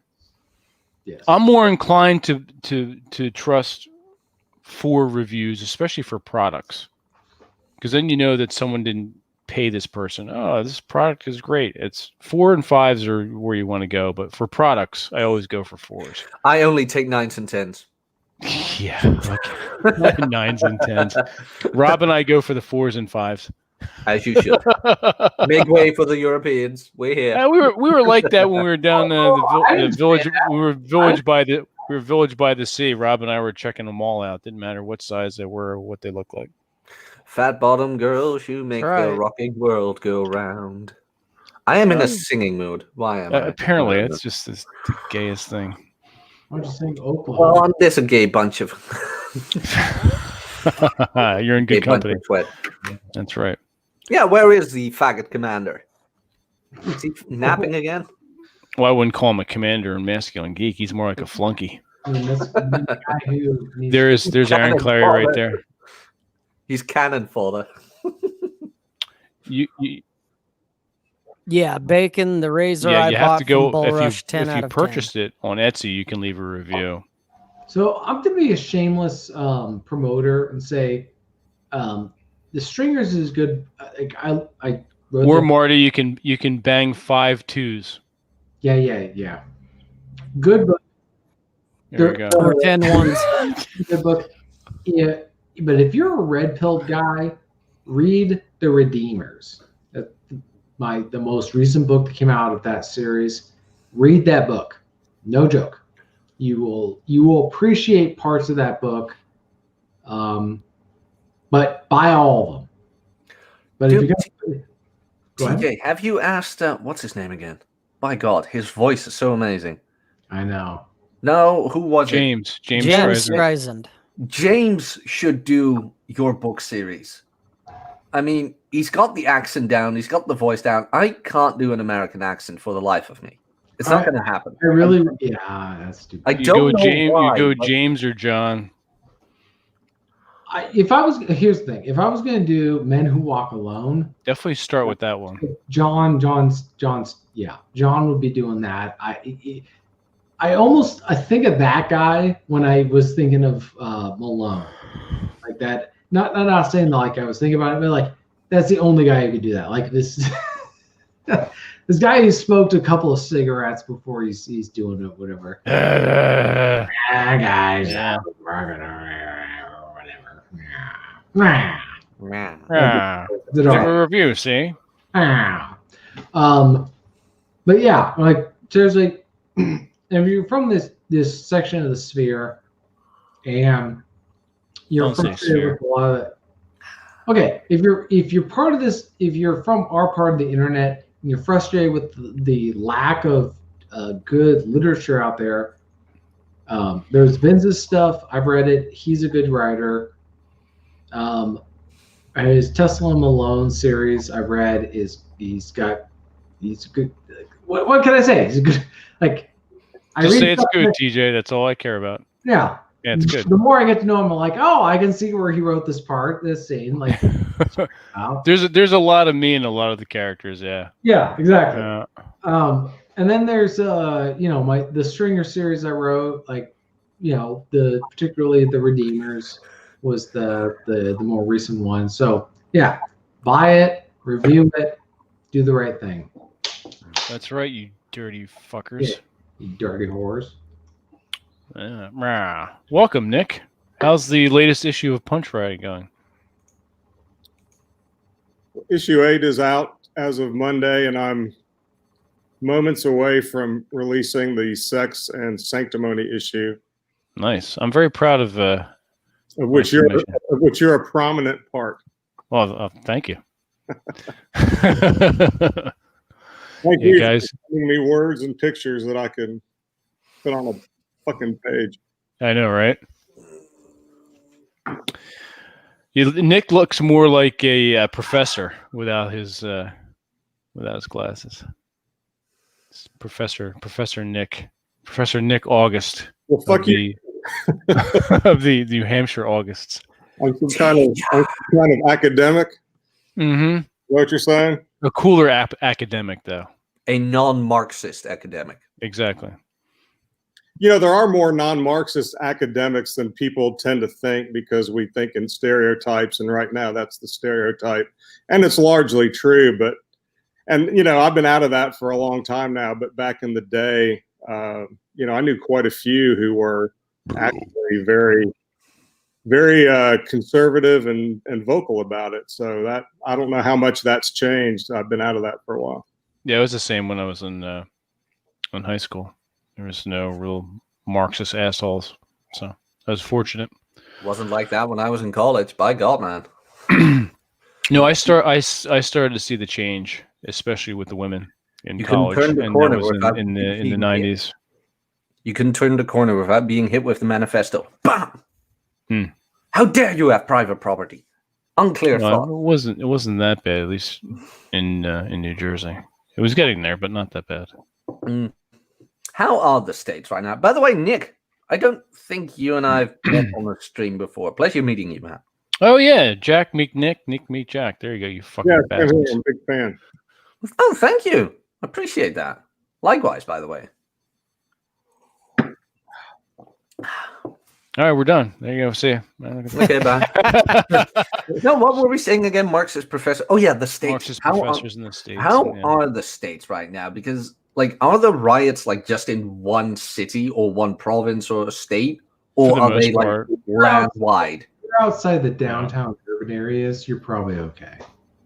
I mean, I'm not trying to downplay it, but I'm in Washington State, and I can promise you, as I've said on numerous podcasts, if they bring this stuff here, bad things are going to happen. But when you look at the news every now and then, it looks like the entirety of the United States are just burning. It's the downtown areas. They're not going to go to parts of areas where people live. As Rob has said, these people are going to, if they're not going to get shot by white people, they're going to get shot by rooftop Mexicans. Oh yeah, that's true, Joe. I promise you, in my area, the agricultural area, they're not going to put up with this. They're break out their potato guns.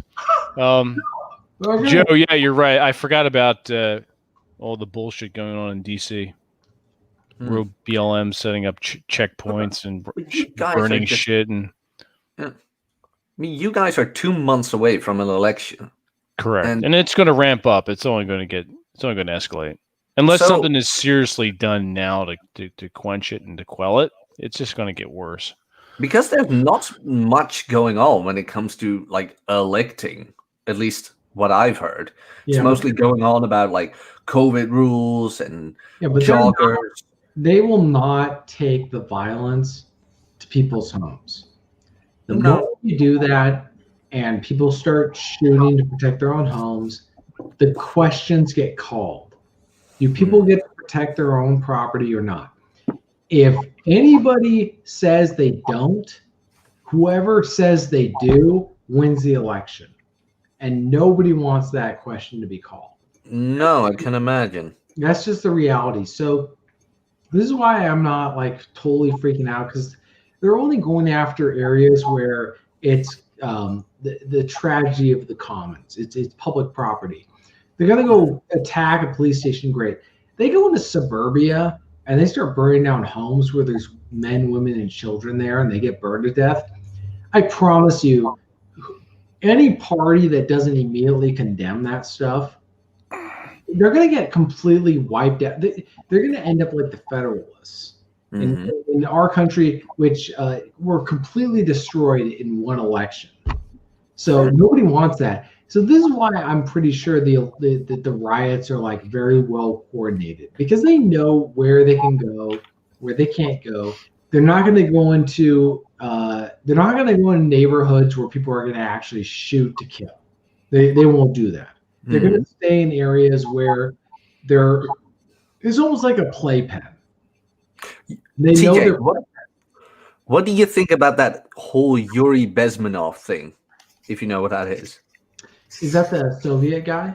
Yeah, the decentralization, demoralization crisis, and TJ and I were talking about that in our Cold War. I just know that Joseph McCarthy was not only right, he was probably more right than he ever thought. Oh yeah, and he's been vindicated. Well, he's vindicated with us. Oh yeah, we need to finish our series, by the way.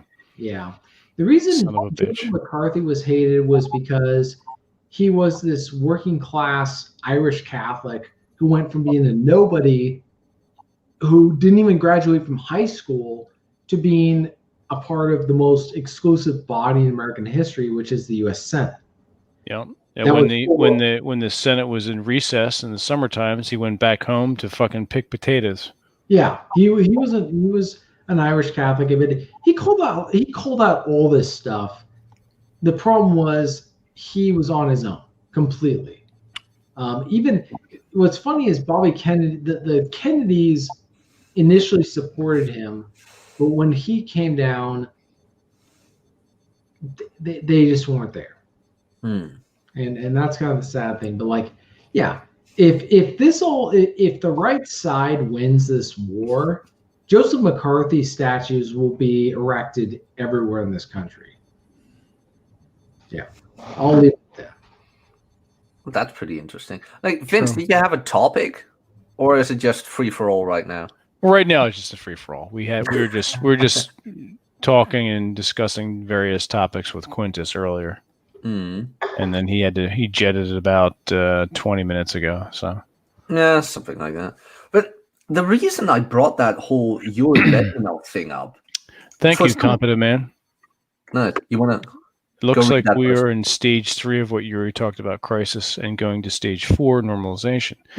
The Carls call it the new normal. Yeah, you're probably correct. I mean, it's teetering on that edge of stage 4. You know what the weird thing is, though? Like, the whole reason I got back into the whole Yuri thing, because I've known this for years, but Call of Duty, a grade A game company. Oh, they put his sound bites in into a trailer. Like, this is a worldwide, well-known phenomenon, first-person shooter. That was very well done on their part. And they Really put it good. in there, and I was like, Yeah.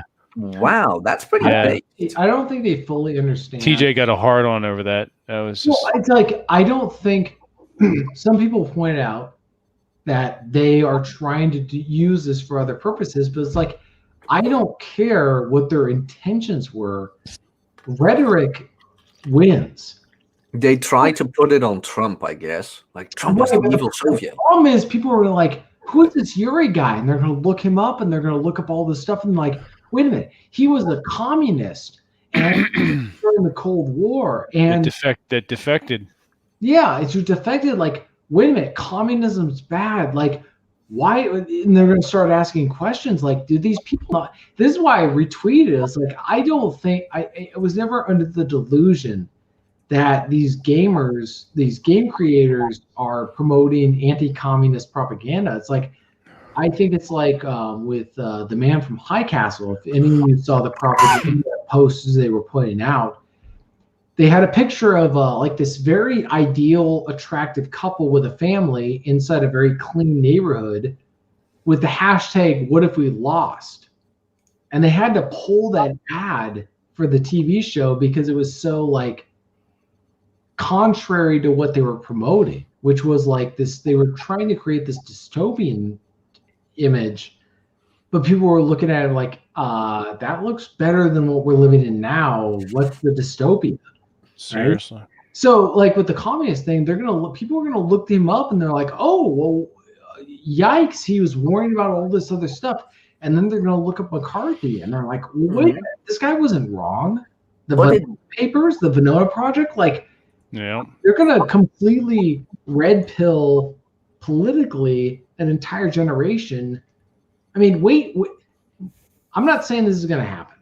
But if McCarthy becomes like some sort of like patron saint politically in 20 years, I wouldn't be shocked. But that's, I'm not saying it's going to happen. But I'm just saying like I would be shocked if McCarthy became a patron saint, whether like, you know, remember McCarthy or whatever it is. Like they're going to just like, people are going to remember he's going to be, because people were saying like back, I was looking back when Ron Paul got basically locked out of political debates during the Republican debates. Trump said even worse things in 2016, and he got the nomination. So the political spectrum can change very quickly within a few years. Mm-hmm. So some guy may like take up the McCarthy championship and say McCarthy was right. And thank you, competent man. Yeah. Yuri was a KGB operative in India and defected in the early 1970s. His job was to bring about the crisis in countries like India for Comintern. Yeah. For people who don't know what Comintern is, it's referring to like the Communist International. Yeah. Mm-hmm. Yeah. But TJ, that is one thing that's contradicting a bit, because I believe it's in the first or second stage where Yuri even explains that people who have been demoralized cannot, under any circumstances, be undemoralized. You can throw facts at these people all you want. You can explain to them the rationality, yet they will not understand what you are saying because they have been so heavily demoralized and decentralized. What do you think about that? Well, I'd say this is why I was saying this with Quintus is I think that a strongman will come into power with the younger generation because they haven't been demoralized. They've been empowered through a negative, what I disagree with the whole BLM and all this other stuff. But what happens when a strongman comes into power saying, McCarthy was right, communism's bad, I'm a right winger, by the way, all your debts should be forgiven. All debts, your student loans should be forgiven. The institutions that exploited you should pay. What are they going to say to that? Well, you know what's going on is that it's really not fundamentally about ideology, even though ultimately it is. But all of these riots, all of the property destruction, and all of the chaos is meant exactly like you said. It's meant to demoralize and destabilize people so that when the time comes, people don't care what the ideology is, as long as you're somebody that can Stop make them it. feel safe Right. again. Yeah. And you can make them feel safe again, especially if you're younger and you promise them a little bit of free stuff and debt forgiveness along with it. That's a cocktail that nobody's going to refuse to drink at the, at that happy hour. Yeah. They have all these solutions, and they need people to create the problems for them. So I gotta say, though, I don't think that that's the plan now, and I think it's going to be completely unexpected when it happens, because none of these people seem to understand what's coming. I mean, this is an older. You think that as an older generation in politics, like, look at our current political environment. It's comprised very much of older people, and so you have a young man below the age of 40, kind of JFK's age, where he has that enthusiasm, and he's saying, "I'm going to do a debt jubilee." Do it, TJ. Do it. We're going to end the riots, but we're also going to end the debt stuff. And he's too much in everyone's. He's got too many fingers in too many people's pies, to where anybody's going to like oppose him, because the alternative is he's going to be a master of like understanding, if as long as you're the best of the alternatives of everybody, they can't touch you. Right? Because like, if you're a left winger and you're like, I don't like his right wing stuff, but you're $60,000 in debt, and he's gonna get rid of all your debt, you're not gonna be able to say no to him. He represents a clean slate for you. Yeah. Every politician is going to do something that angers the people that got them there, and even Trump does that. If for the people who are a little bit right or a lot of bit right, and they pay attention, there's a lot of shit that Trump has done that is not conservative at all, or especially isn't in line with what most conservatives would want, and yet he's done it anyway. And that's kind of what the problem is because there was an older attitude that we don't care if you're a Republican or Democrat, we're still going to, we're still the boss as the people, and we're only going to put up with so much shit. Right. Well, it's kind of gone away.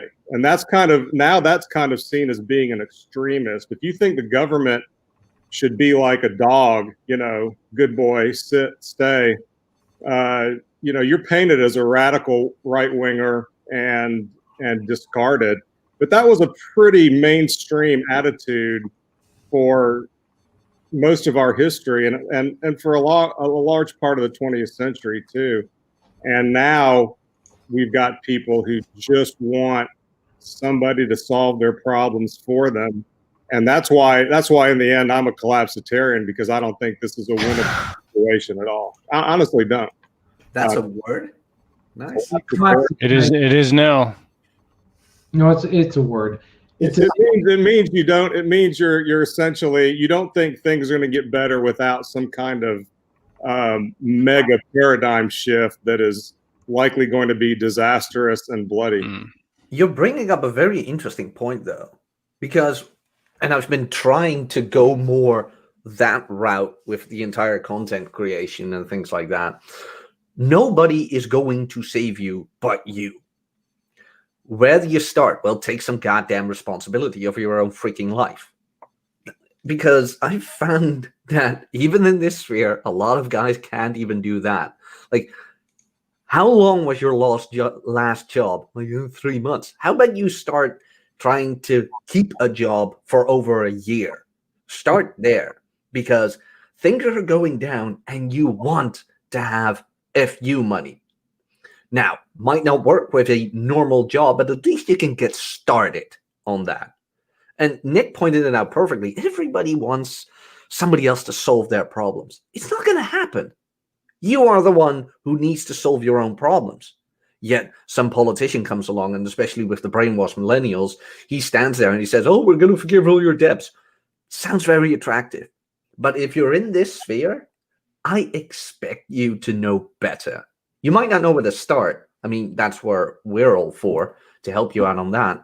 But don't expect anyone to hold your hand on this one, because you're going to be disappointed. Yeah, and I like to give millennials a lot of crap, but the fact of the matter is, at least millennials are up front about what they want.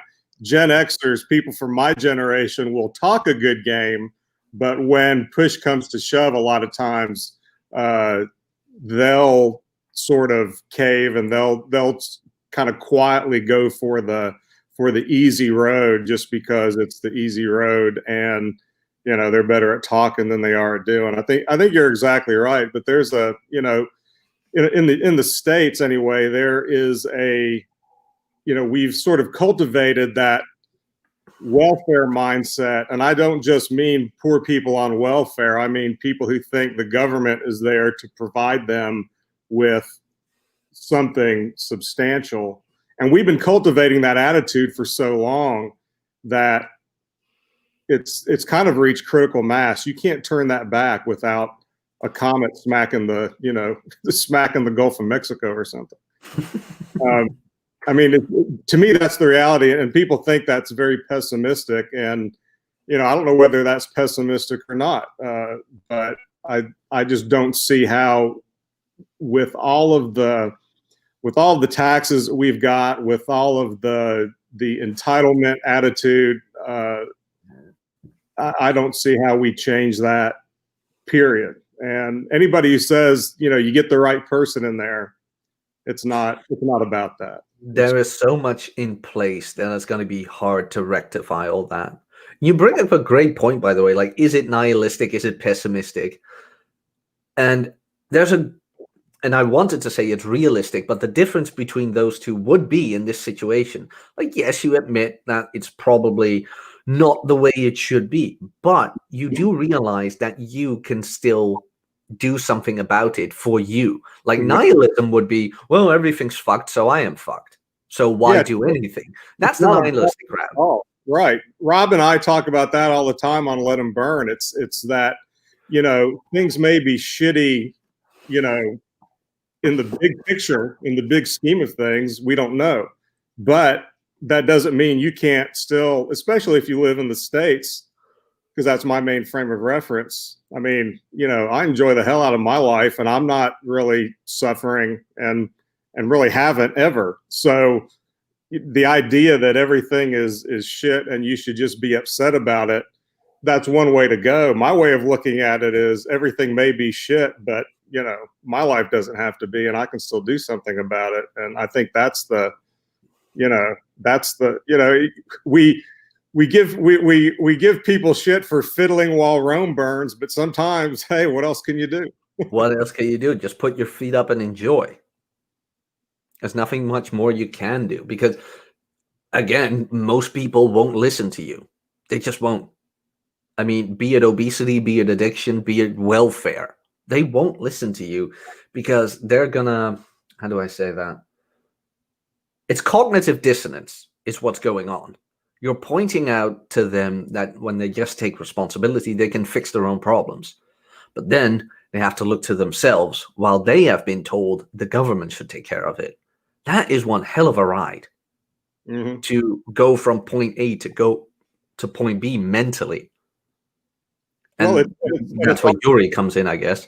Yeah, but it's difficult because that whole thing is about pressuring people to conform. And I can tell you that as a guy that does, just as an example, as a guy who never wears a mask when he goes to the grocery store, and everybody in the store is wearing a mask, and they're looking at me and making general announcements about people should be wearing masks in the grocery store over the loudspeaker system, but I'm the only one in there who's not.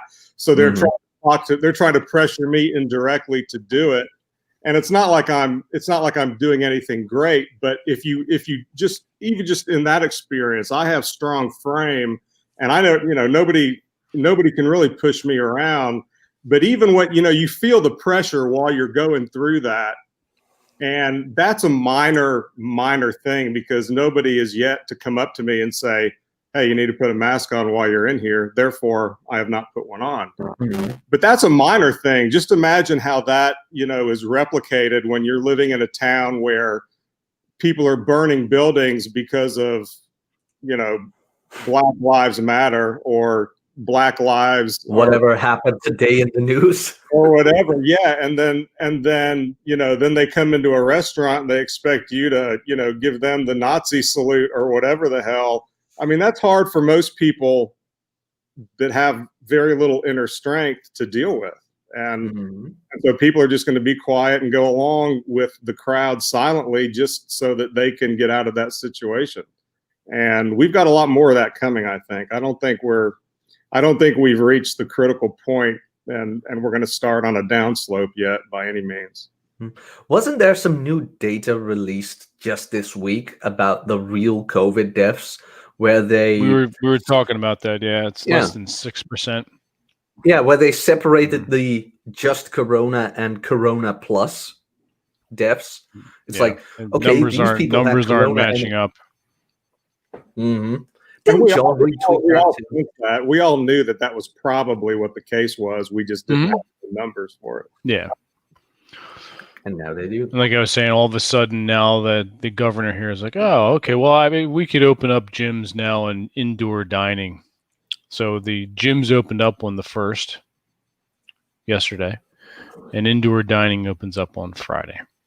Of course, they still have that gay mandate where you have to wear the mask as you walk into the restaurant. And then when you sit down at your table, you can take it off because everyone knows coronavirus can get you while you're seated at a dining room or restaurant table. Correct. It's the dumbest fucking shit. Anything to keep this fear and this ridiculous power struggle going. It's I want to amazing. ride a donkey into a restaurant while I'm wearing a mask, and the donkey is too. Yeah, right? You just bring some salamanders. I don't have to Guy- bring. Follow me everywhere I go. There you go. Just put in your pocket and bring them out on the table when you sit down in the restaurant. Table for 5? Guys, I gotta go, by the way. Thank you for having me on again, Vince. Of course. It's been great talking to you guys. Nick, pleasure to meet you. Rob, I'll see you on Friday. Yep. 2 days, that is where you're at right now. For people who don't know me, link is in the chat. Go check it out. You can see more of my egregious hairdo right there. So again, Vince, thanks for having me on. I'll catch you guys soon. You're welcome. Later, Jack. Peace. That dirty whore. All right. Okay. And it is around that time anyway. So Yep. I was it's- gonna say, well, I need it's to be after- cutting out. it's after 11 and tomorrow's a work day. Tomorrow's a school day. Mhm. So on that note, everyone in the chat, thank you for joining us. Thank you for hanging out. As always, it's a pleasure. And Rob, you want to do your quick spiel? Hit the like, hit the subscribe, comment, do the thing, sends tingles to YouTube's VJJ. There you go. God damn it. Listen to Rob. And let's do a little bit of housekeeping here. TJ, where can people find you? They can find me at tjmartinell.com. Rob? RobSays.net. There you go. And Nick, you want to punch Riot a little bit? punchriot.com and subscribe to our magazine so I can pay these writers. Indeed. You're welcome, Mictobus. Homeschool, Bacon, Red Crusader, Juan, Edward, everyone. Have a good night. Keep the fires burning. Keep moving forward. Keep the lead flying down range. And until next time, we'll see you.